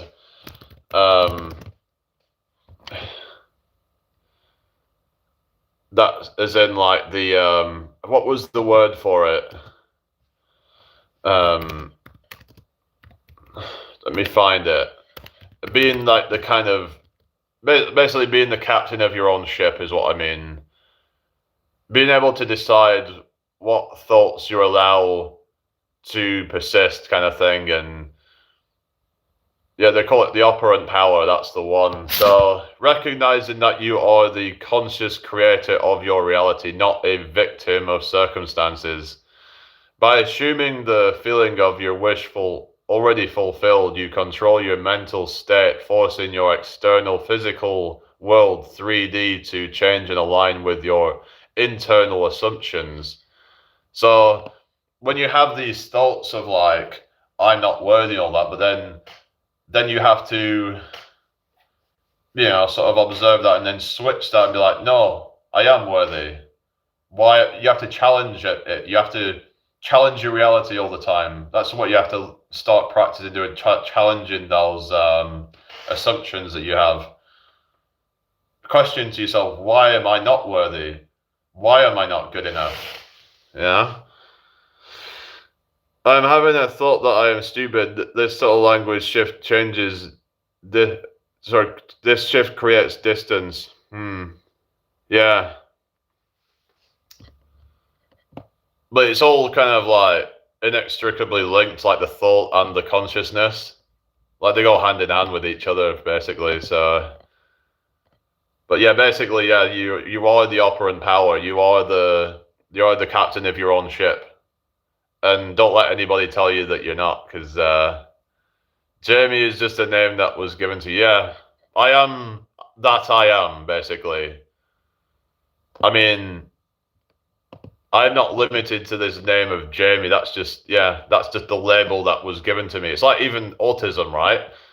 Now, yeah, I can say I'm on the autism spectrum, but ultimately I'm more than that. I am more than just some kind of limited label that someone could give to me, right?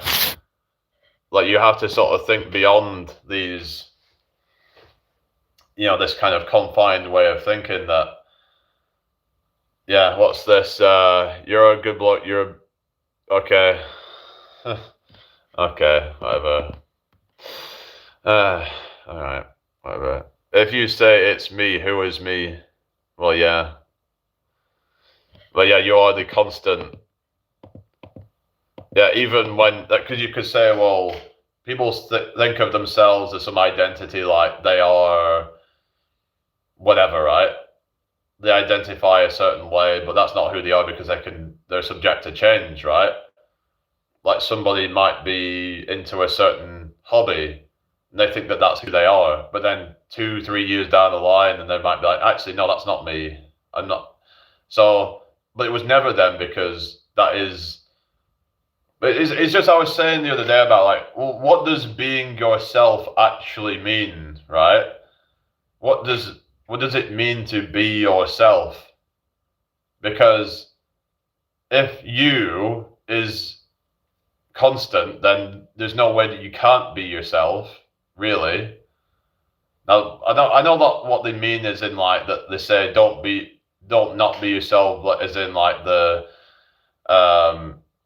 kind of sacrificing morals and ethics to try to appeal to somebody or whatever, right?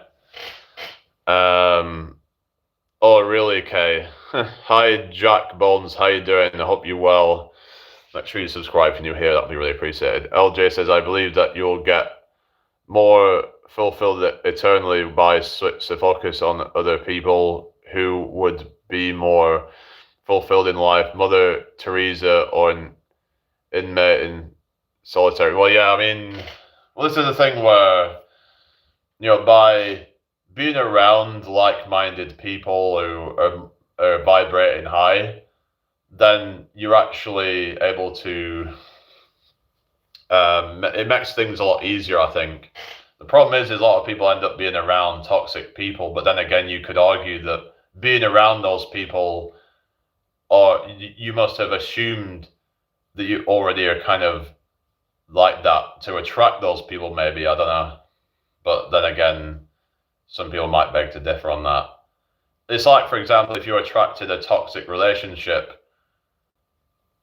if this is true, what they say, everybody is you pushed out, then you had some deep-rooted assumptions that they were going to be toxic, or that you felt like you were not worthy of a healthy relationship, or something like that might have, on a deep level, actually influenced it.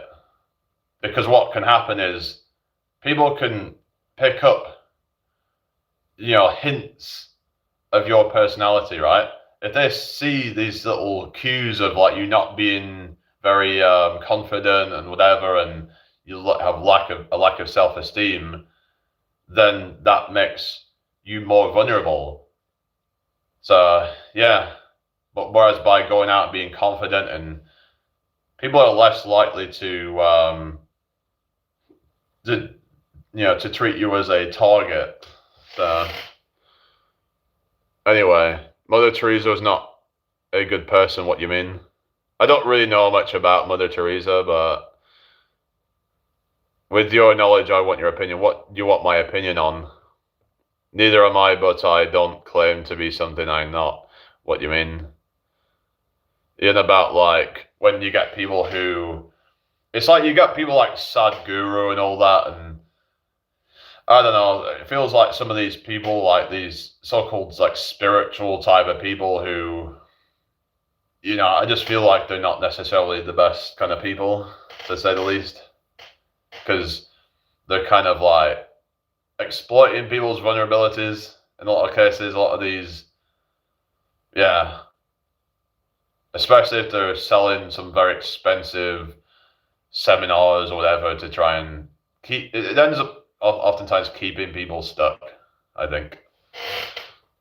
Are you feeling good, bro? You look a bit like me back then when I escaped and lived the first year in. What do you mean? Humans are flawed, but some are malicious than others. Yeah, that's the thing. It's just about, just sort of, you got to try not to be overly like cynical, and that's something that mistake I've made before, and I even made a video, I think, where I talked about being cynical, right?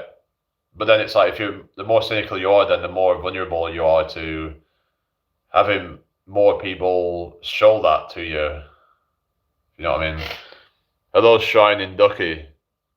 No, we're getting rid of that.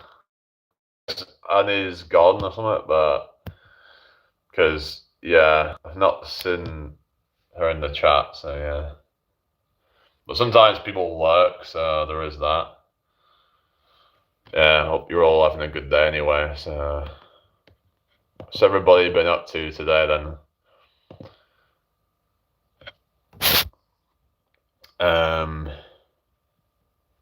Alright. Yeah, we alright, people? Keep the chat flowing.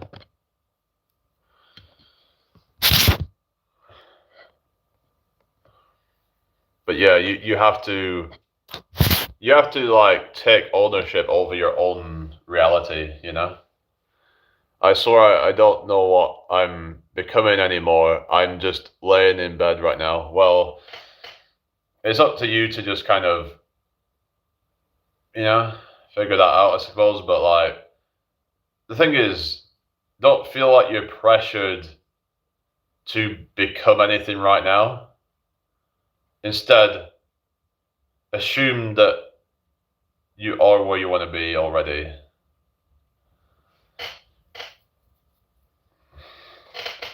Waiting for employee to reinstate my Instagram. Alright, okay. Wait, was you banned off Instagram or something? What's going on? Thank you for the 17 likes, everybody. Let's get to 20 likes on the live stream.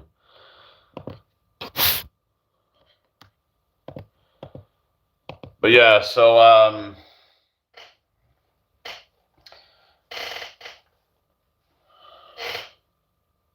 but they were saying that, if you assume that someone's generous, right, they start to act more generous.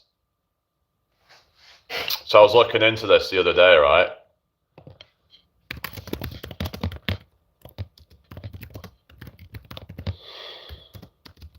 So if you assume people are generous, they start acting more generous. Anyway, well, that's how we are inspired to help. Through suffering, you understand others who are suffering too. Look at people who get involved in charity. Yeah, that's true. Yeah, you could argue that without suffering, then you can't have good. But then, I don't know. This is the thing where I don't necessarily believe in and all that. But there's this thing called the Pygmalion effect, or the Rosenthal effect, a type of self-fulfilling prophecy where high expectations of others lead to an improvement in their performance or behavior. Yeah, so that's the thing where, like, say if somebody doesn't believe in you, that can affect your state as well. You know, if someone didn't believe that you were capable of, but then again, you could argue in some cases, let's say if somebody doesn't believe in you, but you believe in yourself enough, that could act as fuel to prove them wrong. So I guess it depends really, but it's saying about like, when you hold positive expectations for someone, you subconsciously change your behavior toward them. This creates a virtuous cycle. Hi, Brian. How you doing? That's true. I bought 800 quid home bargains toys and made 86 families happy last month. Oh, really? Oh, wow. That's a lot. That's good. Yeah. Anyway, so it says here, the Pygmalion effect suggests that I just read that one already. So your belief, you assume a person is generous. Your action, you treat them with more warmth, trust, and openness. Their internalization, the person senses this positive climate and begins to see themselves as through your eyes. Their action, they adjust their behavior to meet your expectations, actually becoming more generous. Scientific evidence, the Bloomers study. In a classic experiment, teachers were told certain randomly selected students were intellectual bloomers because the teachers expected more from them. They provided more support, and those students' IQ scores actually increased significantly. Face the goal of perspective is nothing what society gives you, but what you see within yourself. Yes. So then it says social contagion. Generosity is often socially contagious. Observing or receiving kindness makes people more likely to pay it forward to others. So yeah, so there's that as well. Neural basis. Research shows that even the intent or commitment to be generous can trigger changes in the brain, the TPJ and ventral striatum, that increase personal happiness, further reinforcing a cycle of pro-social behavior. Connection to biosynthesis. Well, it's not the well, this is what it says about the observer is not just a passive witness, but an active participant in creating reality. If your consciousness defines the logic of the universe, your deep-seated expectations about others are essentially tuning the reality you experience. By assuming generosity, you are not just predicting it, you are helping to collapse the probability wave into a reality where that person acts generously. So, yeah. That's how it would be explained from that point of view. But anyway, truth and the light and darkness, north has south, east has west, your body has a soul. Well, that's the argument of like the duality of nature. The argument that this is where I disagree with the idea of some kind of wandering ghosts that don't have a body, right? Because maybe it's like a dual nature where it needs to have both, where it's like a soul or whatever, if you will, consciousness needs to have a body as like a host. It needs the physical world to exist for it to exist. So therefore, it cannot exist as some kind of just energy, if you will, because why would it even have a body then? If consciousness can exist independently of matter, then why does it even have a body?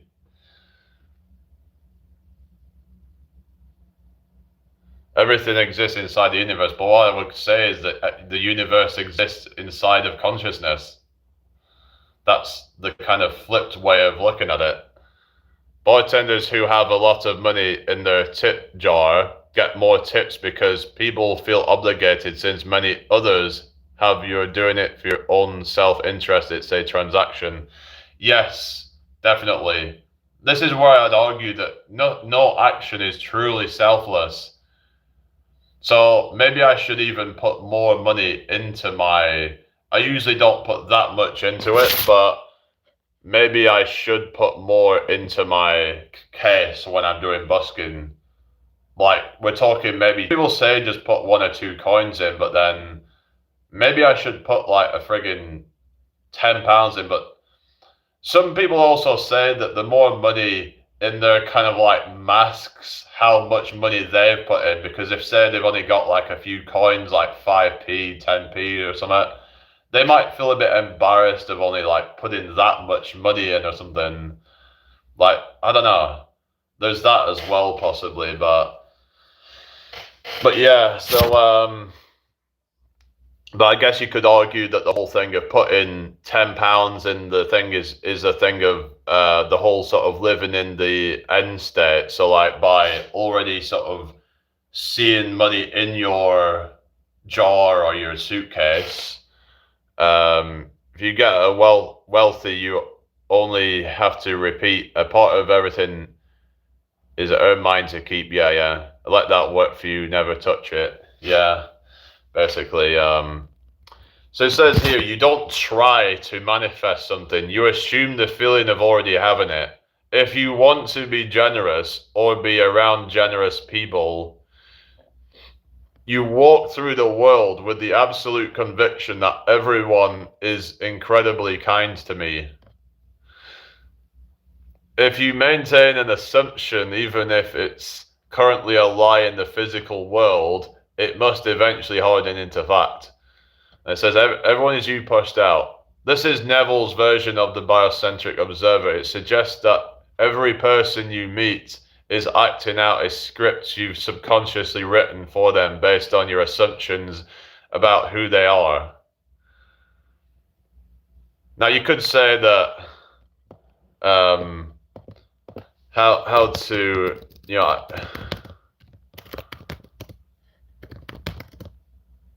about being screwed over and stuff. Because you could say, well, what if I have this kind of delusional belief that everyone's got my best interests at heart, then you could say, well, that could make you vulnerable or something. It says here about balance your inner script with practical outer awareness. Here is how to protect yourself using the concepts we've discussed. Change your general assumption. If you have a deep-seated belief that people always take advantage of me, the law of assumption suggests you are subconsciously inviting that reality. The shift. Instead of looking for red flags with fear, assume I am always respected and only those with high integrity are drawn into my world. By changing the observer's expectation, you change the types of people who show up in your reality. And maybe they on a deep level sense that kind of like, insecurity, if you will. So here, set biocentric boundaries. In biocentrism, you are the center of your universe. This means your comfort and energy are the priority. The practice. Treat your boundaries as universal laws rather than requests. If someone crosses a line, it's a signal that your internal script needs more clarity. Being generous, as you mentioned earlier, doesn't mean being a doormat. It means assuming a reality where mutual generosity is the standard. Trust the subconscious radar. Since your subconscious is an extension of your environment, gut feelings are often your consciousness picking up on a probability of a bad outcome before it happens. I zinc. I said once for a cover-up lie, my bank account is frozen. 5 hours later it was. Oh, really? So you brought that into reality then? Oh, wow. Yeah, they could put more because they don't want to look greedy or cheap. Yeah, so there is that as well, I suppose. Yeah, so there's that way of looking at it as well. That it might even encourage them to throw like a note down or something. But yeah. Anyway, so like, let's say since your subconscious is an extension. I've just read that one out. So the everyone is you pushed out filter. When you feel someone is about to screw you over, ask yourself, what version of this person am I currently calling forth? The pivot. If you catch yourself assuming they are shady, mentally revise it. Firmly assume the person is honest and fair with me. Paradoxically, by holding them to a higher standard in your mind, they often step up to meet it, or they simply exit your life because they no longer fit your reality. Hello, Abby. Absolutely. How you doing? You okay? I'm good, thank you. How are you? Practical logic, the physical anchor. Even Neville Goddard suggested that while consciousness is primary, we still operate in a world of labels. The rule: assume the best but verify the details. Get things in writing. This isn't doubting your power. It's simply defining the logic of your physical world so there is no room for ambiguity. Is there a specific person? I just read. Hello, ma'am. How you doing? Hope you're well. You're welcome, Ariane Jen. Yeah. So like we're just going through this kind of like, yeah, the manifestation and all that, and how it kind of connects to like observer dependent reality and all that. So yeah. But yeah, so maybe I need to put more money in my case, and then people would assume that I'm. So it might be interesting if I like started off with like friggin' 10, 20 pounds in the case, then people might assume that I'm doing really good, and then they would just kind of. But I also have to kind of live in that reality where I'm getting like £10, £20 thrown at me, and I actually once got £20 thrown at me when I was doing busking, so I must have been doing something well. But the thing is, if I go out there with a celebrity kind of persona, then people are going to treat me more like that and more like this. So that's another thing as well. If you go out there and you act like you're in that end state, then people are going to affirm that to you. So it might mean that maybe I should wear better clothes. I don't know, but like if I went out like I'm a star or something, I mean, there could be that, I guess. But then again, I don't know. But maybe I don't need to do that because again, it comes down to your assumptions ultimately. But it's about acting like you're that thing. It doesn't necessarily matter too much what you're wearing, because if you still act as though you're like this charismatic person, then people are going to treat you differently. So hire a group of paparazzi. Okay, what's that? No, what do you mean? What's that? I'm all right, thank you. That's good to hear. Thank you for the 20 likes, everybody. Good idea. Yeah. Hello, Jimino. I'm a busker.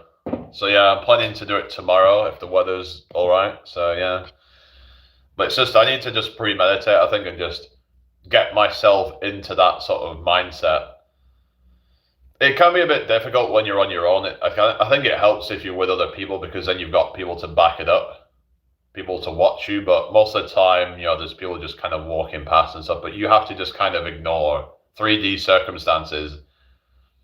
Imagine that you are being watched by 100 people or whatever whilst you out busking or something. Just put yourself in that sort of, because then you're going to start to act as though you are, and you're going to be more outgoing and more confident, because that's been my problem where I would kind of not really try to talk to people. I'd even try to avoid any kind of eye contact a lot of the time, and I'd come across as quite awkward. So, hello, into car. That's why I think you should trust your subconscious because it works as a threat detector.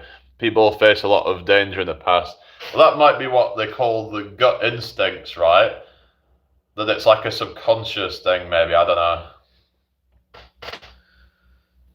Like a subconscious trying to keep you from danger, because sometimes we don't always experience things like directly, I guess, but we're kind of have some kind of vague sort of feeling or something that we can't really explain it. And yeah. Yeah, maybe I should try to perform magic while I'm doing the busking as well at some point, just to try it out. But I do quite like just kind of just set up my mic and just kind of play some fun tunes and whatever, and just yeah. But it's like some people have said like, oh, you've got to make sure you're playing the right songs. But the thing is, right, sometimes the songs that I wouldn't expect necessarily to get the most money, that sometimes they do. But I think it comes down to like what state you're at when you're doing it. I think that matters more than the individual song that you're doing, because everyone's tastes are different, right? Everyone's into different music. So you can't pick a perfect song necessarily, because it depends on the day, who's there, and all that, and like it's all very subjective, right? It's all very random, but the best thing to do is to go out with a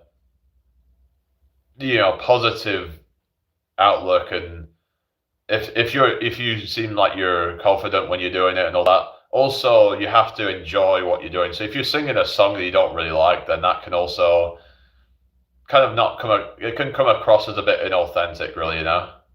You should be authentic as well, really, not just trying to like do whatever to try and, you know what I mean. Yes, it's also called intuition. Yeah, intuition, like gut instinct, same kind of thing, I believe, isn't it? Some people say the gut is the second brain. They say there's more connections going from the gut to the brain than the brain to the gut.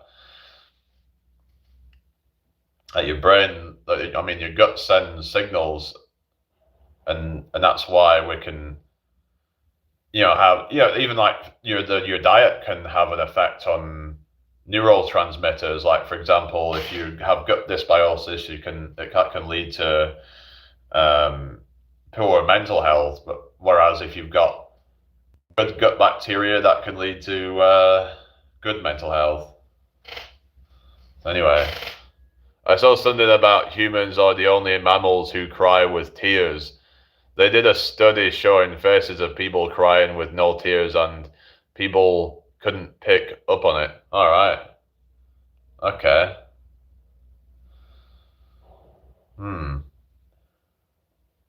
Yeah. What do you mean, like crocodile tears or something? Or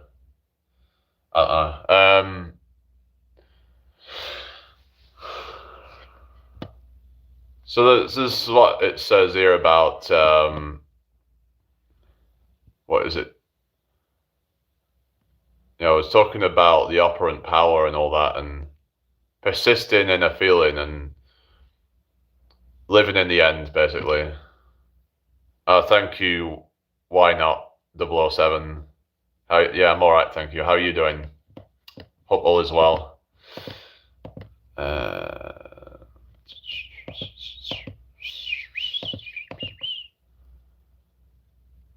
So what's everybody been up to today then? Hope everyone's had a good day. So yeah, this is where I'm kind of trying to go with the channel from now on, just kind of more focused around this stuff. And people were saying before that I was just kind of scattered and just talking random stuff. And yeah, we can talk about that sometimes, but maybe I do need a bit more focus. Because if you can't focus, then how can you expect anyone else to focus on you if all you're doing is just kind of random, uncohesive kind of nonsense that doesn't really provide any value? So, because I guess if people were just wanting to have just a random chit chat discussion, then well, they would just do that with their friends, right? Why would they need to come here to do that unless they're just lonely? But most people would probably want to come here to actually they want to get something different out of it. I listen to my gut instincts now and cut myself away from terrible situations because I listen to how my body feels in that space or with that person. Learn from not listening in before. Yeah, definitely. It's that people say it can even save your life if you trust your gut or something. Potentially, it can get you out of bad situations. But a lot of people, they get so caught up in like their emotions or what have you that they forget to like listen to their gut. Like their emotions can sometimes override their gut, but you just have to be really like vigilant and just, but at the same time, don't be. This is the thing, right? Maybe I need to stop being so cynical. You have to have a balance of like not just blindly trusting everybody, but also try to assume that people have your best interests at heart. And that anybody that doesn't is not going to show up in your life because that doesn't confirm your assumptions, right? So you have to just sort of assume that everybody that shows up in your life is there to benefit it in some way. I agree with you. Yes, I tend to get too cautious or cynical. I'm working on it. Yeah. So that's something I need to work on as well. And yeah, because I've got people in my life that are really positive and they're helpful and but I've had times where I've just been really negative and like I said before, I think part of it was down to just burnout basically, and part of that was like physical burnout. So this is what I would say is that if your routine is too exhausting, then it's going to lead to, well, complete exhaustion. And when you're physically tired, it also affects you mentally as well, because they kind of both go hand in hand. I've had situations where I've listened to my gut instinct and it was highly wrong, and I ended up missing out on opportunities. It's a difficult one. Yeah, like, I don't know, it's a tricky one, I guess. Nothing's ever perfect, but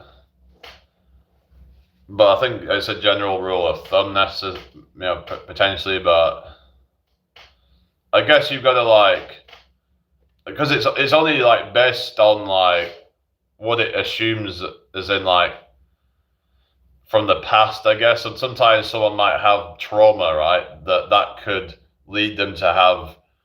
So you have to question your gut as well. But if you've got certain traumas and what have you, that could lead to having the worst assumptions about things. No case founder.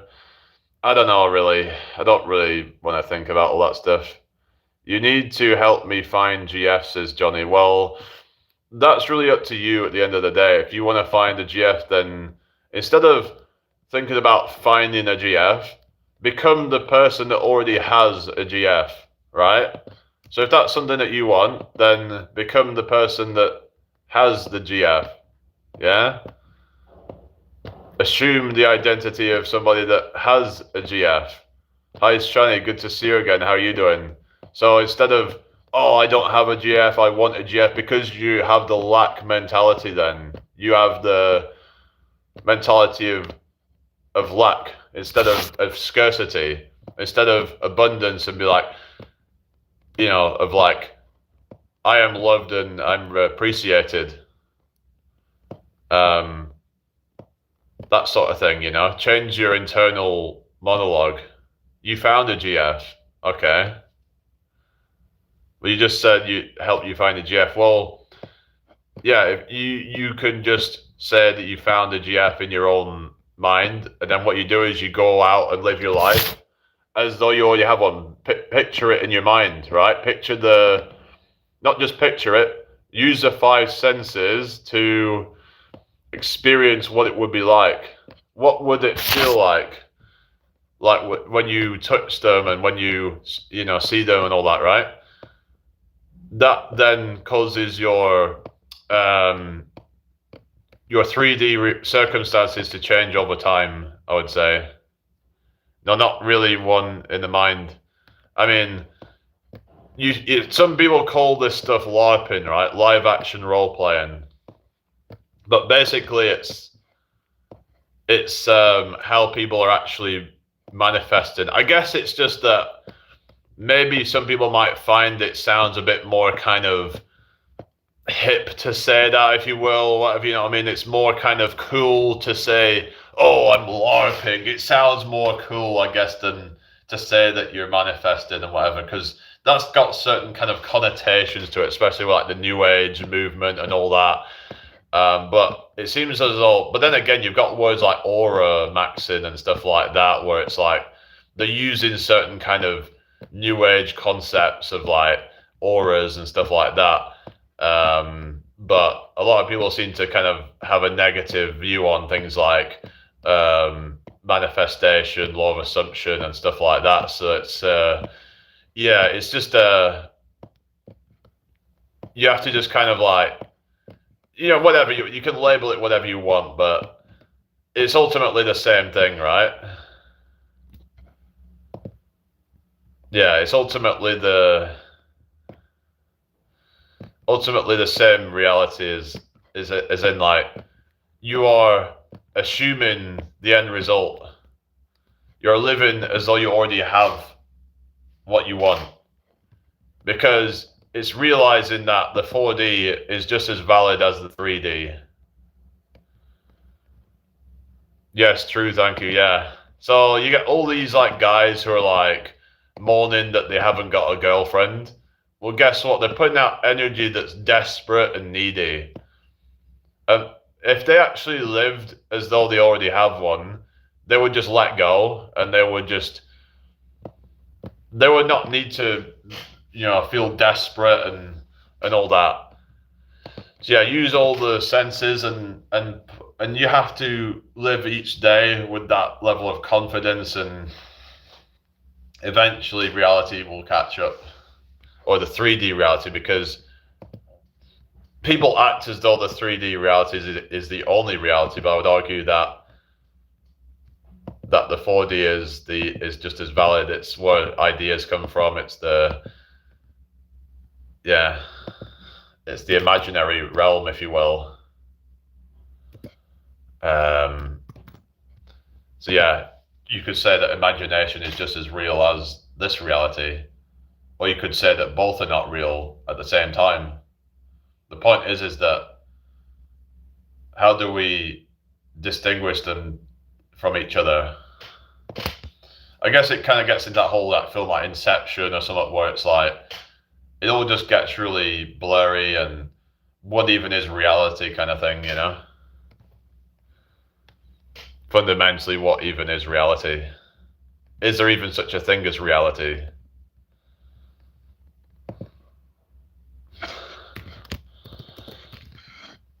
Anyway, is everybody all right? Thank you all for being here today. Yeah. What's this? Are you talking about the gut feelings and stuff? That you missed out on some opportunity because of that, yeah. So, I mean, so gut feelings aren't always 100%. But we have to just kind of use them as a guide, I would say. But we also have to be able to consciously determine whether is that gut feeling based on reality or is it based on a superstition. Oh, what? Yeah. You have to be satisfied and happy with yourself because that GF isn't the answer. Yeah. You have to assume the identity of someone who's loved. And to do that, you start with self-love, right? So by loving yourself, you're automatically going to start to assume that love is external as well because your internal state is love, then the external will follow. So they say everybody is you pushed out. So how you experience other people is how you perceive them. As in, like, it's sort of like becomes either a positive feedback loop or a negative feedback loop, depending on your assumptions. Anyway, because like I tried this experiment where I say, oh, let's see if this video gets 1 million views or whatever, right? But it didn't, at least not yet. It could still do, because the thing is, when I put it out, I wasn't exactly putting out good energy necessarily, right? And that's the problem, is that you can set an intention, but then it's like that doesn't necessarily mean that you're going to get it, because if you don't truly embody the person that has it, then it's not going to work out that way, unfortunately, or it's less likely to anyway.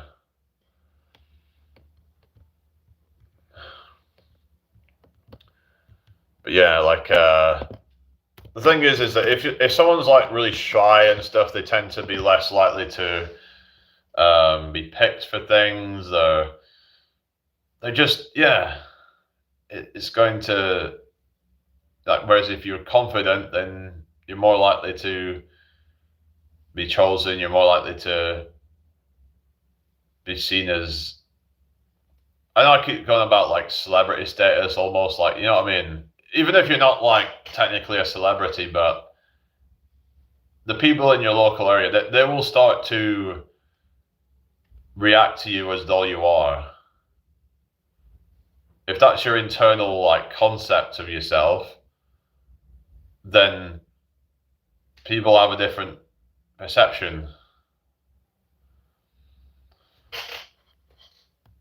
Whereas if you go out with a swagger and you're like really confident, and then does affect. But yeah, I keep kind of repeating myself, but I think that it's good to keep kind of reiterating, I think, because there's a lot of people that don't really understand this stuff, so it's good to keep talking about it for anyone new that's coming in and that might not be too aware of these concepts. Well, I'd actually say it's more than just a concept, it's something that can be applied to reality. But yeah, so that's why I don't want to deal with like political stuff anymore, because to me the political stuff is just distractions. It keeps you in a state of disempowerment, right? That you're relying on somebody else to make a difference. We shouldn't be focusing on that, I don't think. It's really, nobody's coming to save you, you are the one you've been waiting for, right? So just remember that,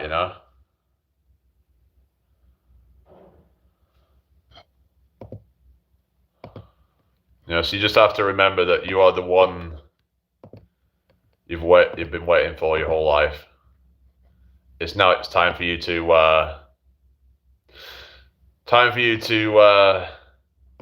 make shit happen.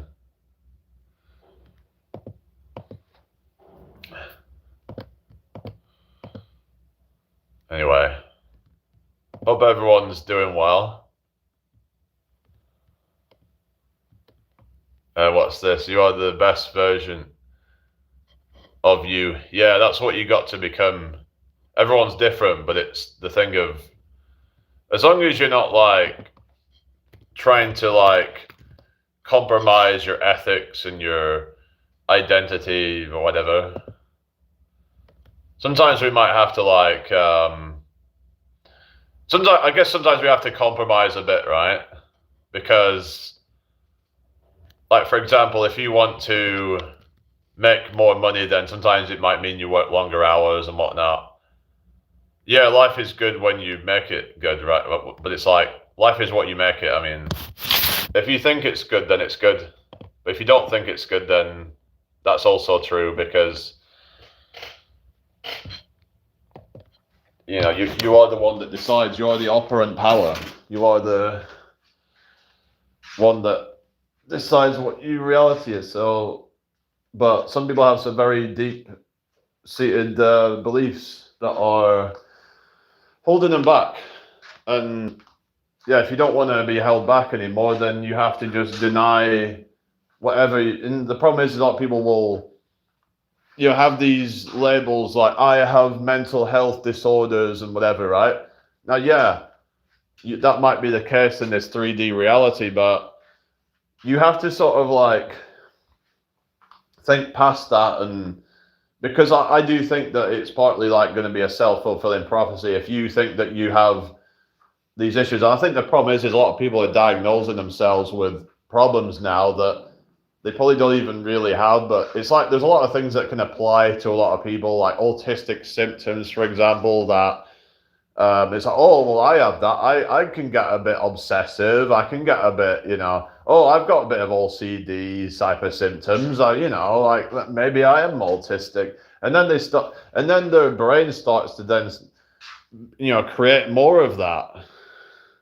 You know, it's yeah. Some people want rain, some people don't want rain. It is what it is. Yeah, it reminds me of that song, Garbage. I'm only happy when it rains. Like, it's almost like some people have a sort of like,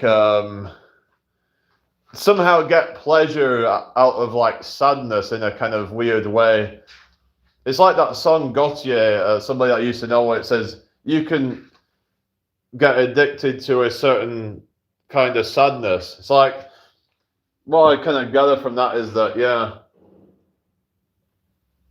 it's like the pain can be like addictive in a way almost. It's a weird thing, isn't it? Where people are addicted to discomfort and pain and misery and all these negative things until they just kind of like start to kind of like say, why do I keep, you know, wanting all this stuff, right? It's like the whole thing where people get in a toxic relationship. It's almost like they kind of wanted that to happen in a sense, where it's like they get some kind of thrill out of the chase or whatever, thrill out of the, but it's just not, it's not a good, it's a sign of something wrong there.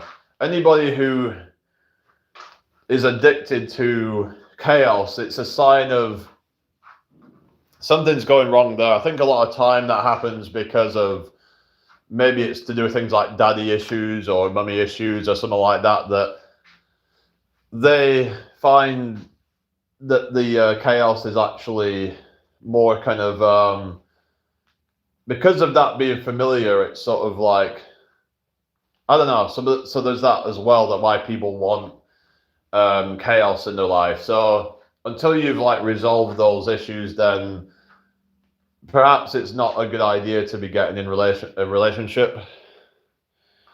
One of James Blunt's lyrics says, take comfort in pain. Well, there's that whole thing, isn't there, about, I guess it's this thing of like, it's like, because it's almost like you feel like you deserve it, so you kind of give it to yourself. I don't know.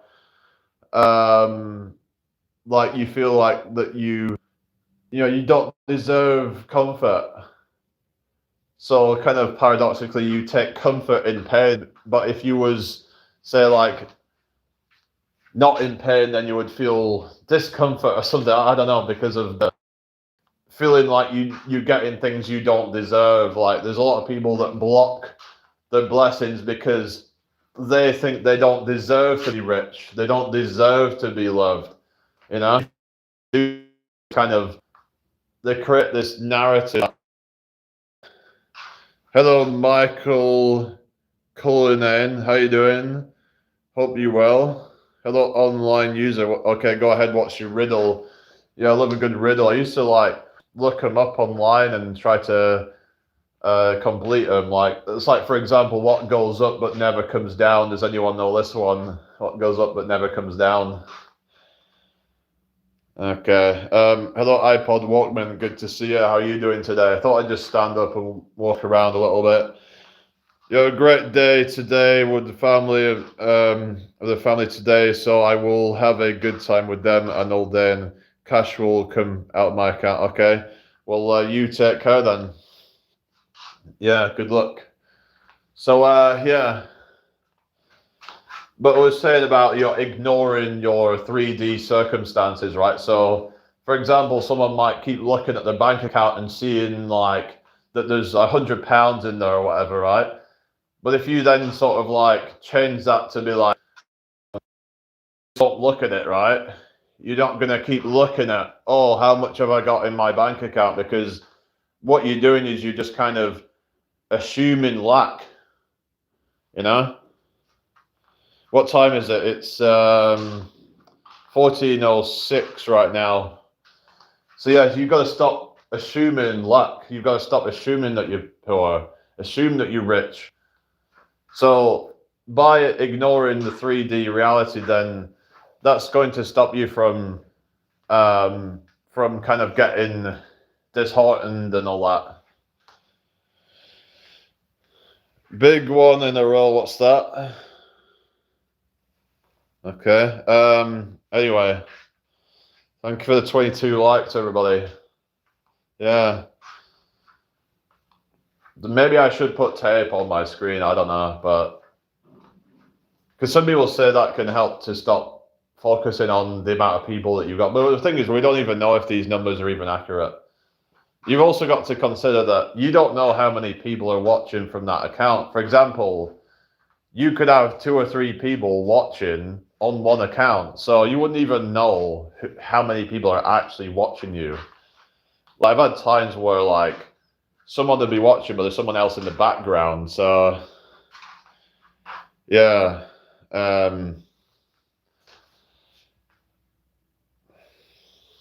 so yeah, try not to focus on the 3D circumstances. But yeah.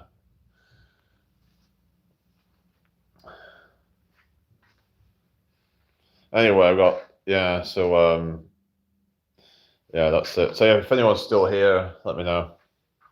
I will be probably getting off in a bit, but we'll get some food and what have you. I could have probably gone out busking today, to be fair, but I just thought I'd come on here for a while and just kind of share some thoughts. But yeah. But it's just sometimes people have a knee-jerk reaction to some of the things that I say about like that you are the creator of your reality, and people say, "Oh, that's all new age BS or whatever." But I can talk about it from a more kind of scientifically grounded perspective. But even then, you'll still have people who try to deny it and say that it doesn't exist, or whatever. Look out, trying to magically think things into or out of existence eventually leads to massive frustration. I mean, like, it's not about thinking something out of existence. It's about assuming that something already exists in your reality, like, say, being rich or whatever. It's not about magic. This is not magic necessarily. We don't need to really go there. It's about things like social contagion and butterfly effect and stuff like that. We can look at certain principles like gratitude and abundance mentality and that kind of stuff. These things do not require any kind of mystical forces at play. Oh, really, Reggie? Okay, let's just rid of that. Hello, Saint. How you doing? Hope you're well. Okay, let's get rid of that. Goodbye. Okay. What is it with these people? Okay. Oh dear, is the right way to put it, you know. But yeah, so like you have to sort of like assume the identity. It's like of. So like for example, right? You're interested in somebody, but then there might be some 3D circumstances that seems impossible, right? Maybe it's distance, maybe they're with somebody or whatever, right? But the thing is that if you assume yourself as being somebody who, you know, basically somebody who is already with them, then eventually reality will start to conform. But then some people might argue, well, what if somebody tries to counter manifest? I guess this is ultimately how deep are you willing to go into this belief on? Because if everything is very subjective, then in terms of like, you know, sort of parallel realities and stuff like that, you'll always go into the reality where you were the one that was able to kind of manifest it, and no one else is able to hijack your manifestation and, you know, and sabotage it or something. So it's about kind of maybe there's a kind of mix of like science and mysticism possibly, but it really comes down to like how much you know how you see yourself. They could argue, well, what if that person then sees themselves the same way, or blah blah blah. But I don't do MBA. But yeah, just hope everyone is well.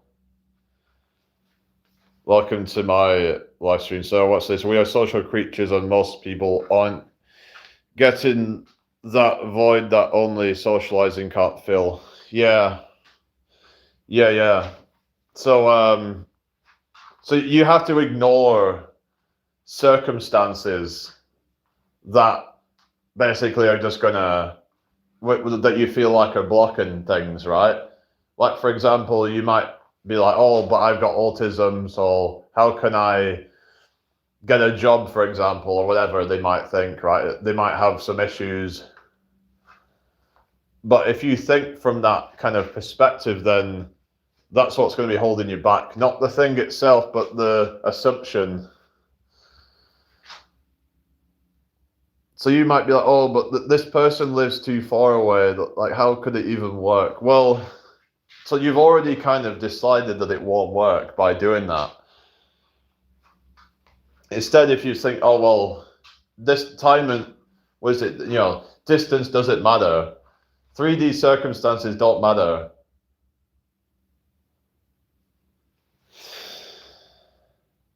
I asked you this, Jane, when was the last time any of that worked for you? Well, the problem is that I've only just recently started to kind of adopt these sorts of perspectives on things, because whilst I've tried to kind of a bit, but wasn't fully committed, right?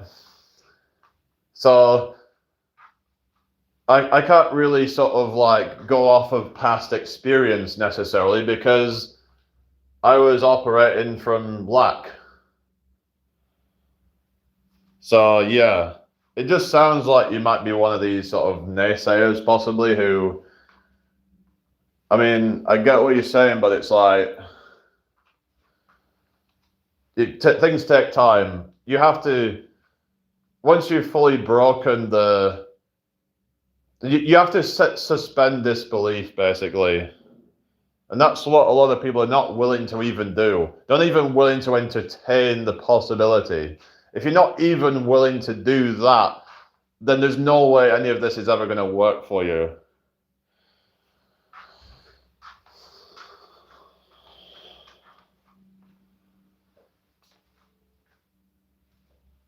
Like, there is, like I said, there is science that backs this up. In fact, there was actually a channel. I didn't actually watch the channel, but it was I can't remember the name, but there was a guy who kind of goes more into the science of manifestation, rather than just like it being some kind of mystical, kind of magical thing, really. Now, I'm open-minded, but like, yeah.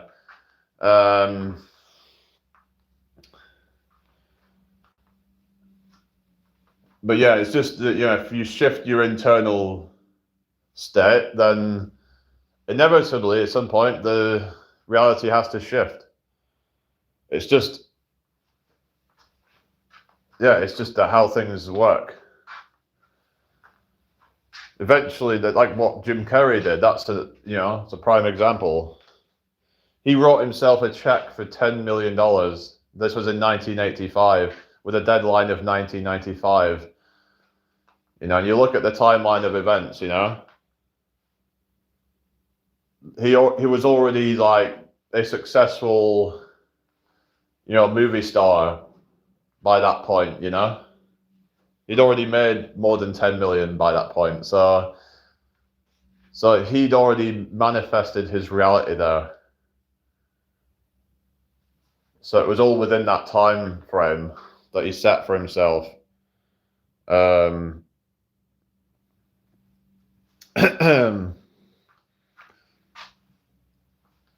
I mean, like, you can wish for what you want, but you still have to work for it. So it just sounds like you're I mean, yeah, positive thinking of course, is better than negative thinking.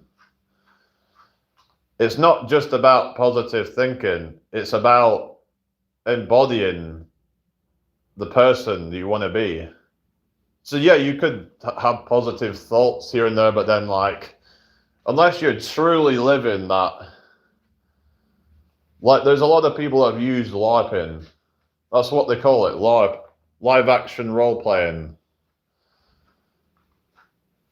So that's probably caused me to not be successful, by not going out being the person that is successful. I never said it was magic necessarily. I mean, it's about just kind of getting rid of the disbelief in what you're capable of. Because, it's like, well, if you never even believe yourself, then you're never even probably going to try even. Okay, Garni, whatever. If you think it's yapping, then, like, that's your opinion. What's your definition of success? I would say is whatever it is to you, There is no objective definition of success. For some people, it's health. Some people, it's wealth. Some people, it's, so for some people, it's being autonomous and living life on their own terms, So that's what so it's a different definition to different people. So I can't say what my definition is, because it's different for everybody. I would define my own success as probably all of the above, really. But, like, some people value different things more than others, right? So you have to kind of, like, find what you value the most and assume that thing. So you want to assume being, if you want to be rich, assume being rich.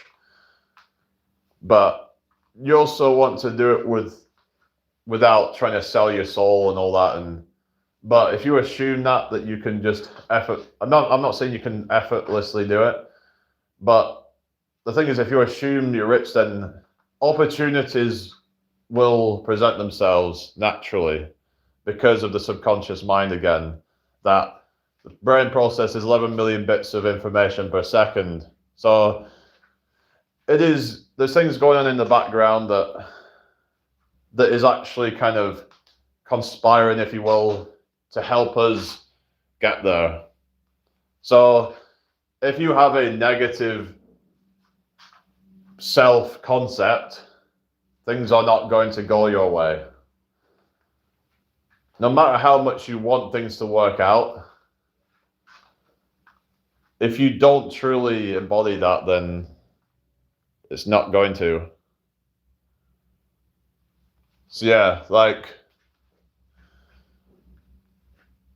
some people say it's delusional, you know? Like this person here saying, oh, it's just, like going back up and, it's talking about trying to magically think things into or out of existence eventually leads to massive frustration. Well, I don't necessarily think that. If you're truly committed, you're truly really in that end state, then you can't really get frustrated because you live in that reality. You live in the 4D reality, which is a layer above the 3D, which is the observable reality that we live in.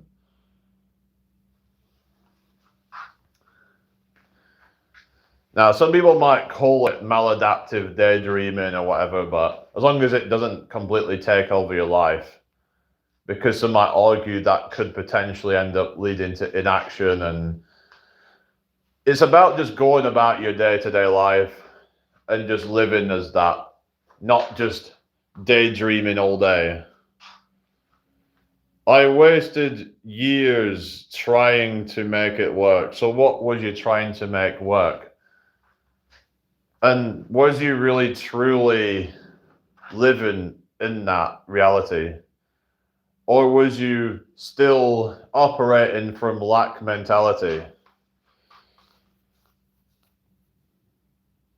Hello, Tarunya Bawan Cool. How you doing?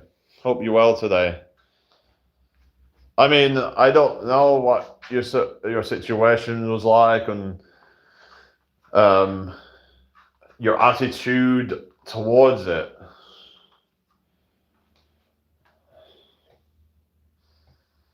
Now, maybe it's not 100% thing necessarily, but it's like a general thing where,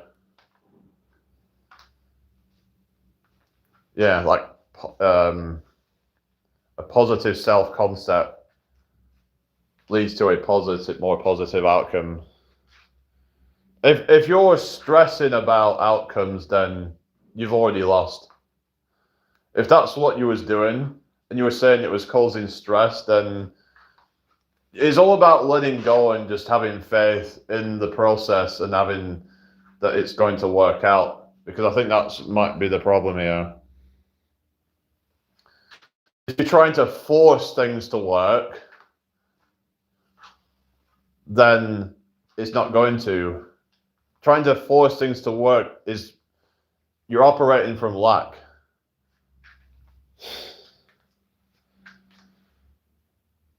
Okay. Hello there, Henry.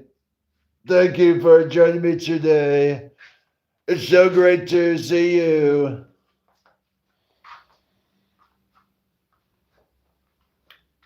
But yeah, it's just we have to kind of look at what is it about that person who's successful, made them successful, because it's not just about believing in yourself, it's about embodying the kind of persona of that person. I wanted what I wanted, but felt frustrated by the continuum of lack. I tried to wish what I wanted into existence and then beat myself up for not allowing it to happen when it didn't. Well, this is the problem, right? Rome wasn't built in a day. If you keep on beating yourself up, you're not given time to anything. This is something that I've done myself where I've gotten frustrated by a lack of results. It's about letting go. It's about letting go of the outcome because you know it's already done. That's where you're in this secure mindset as opposed to this sort of insecure mindset where you're worried about something external happening. By living in the imaginary world, you start to naturally become the person that has it. So you don't keep checking your 3D circumstances to see if they've changed, checking to see if you've got more money in the bank, for example. You have to fully embrace that, being that person who has it already. And that's difficult. It's a difficult thing to shift. When you carry yourself different in your day-to-day life, you might have to bump into somebody or you might have to see an opportunity that you wouldn't have otherwise seen. The subconscious will filter reality that does not conform to that, and therefore, anyway. So yeah, I'm gonna get going in a sec, guys. But yeah, I mean, I'm sorry that things didn't work out and all that, but the thing is, right? It doesn't mean that nothing ever will. Maybe you just have to recalibrate and maybe it's about figuring out what you truly want in life as well. What are you truly aligned with? What are you truly passionate about? Because when people see you passionate and you're really living in your authentic self, that's where things seem to go more in your favor.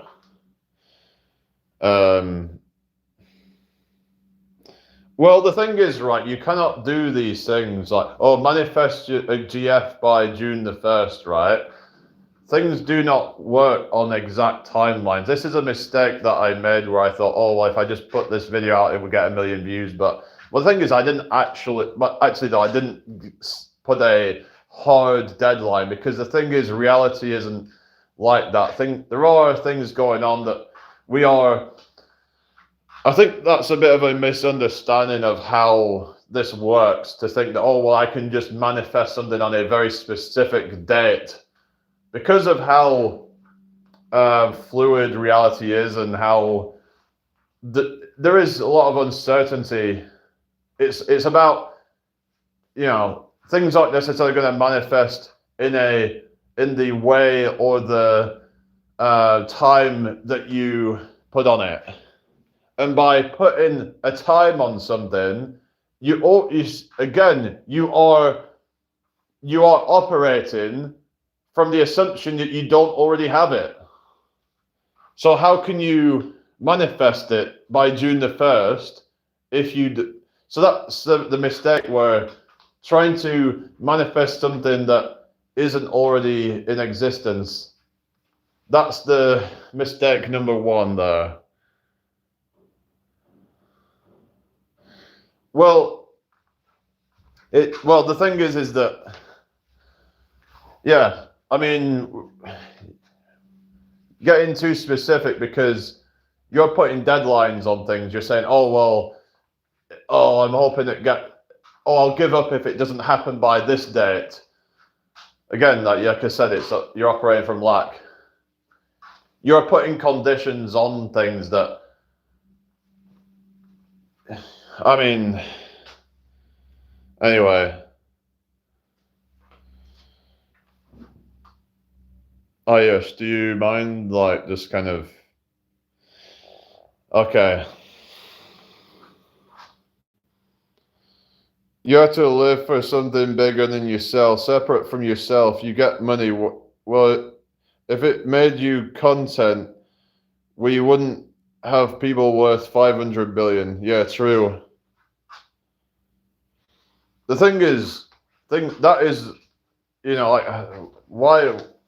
June the 1st? It's like, well, things don't happen as quick as you might want them to.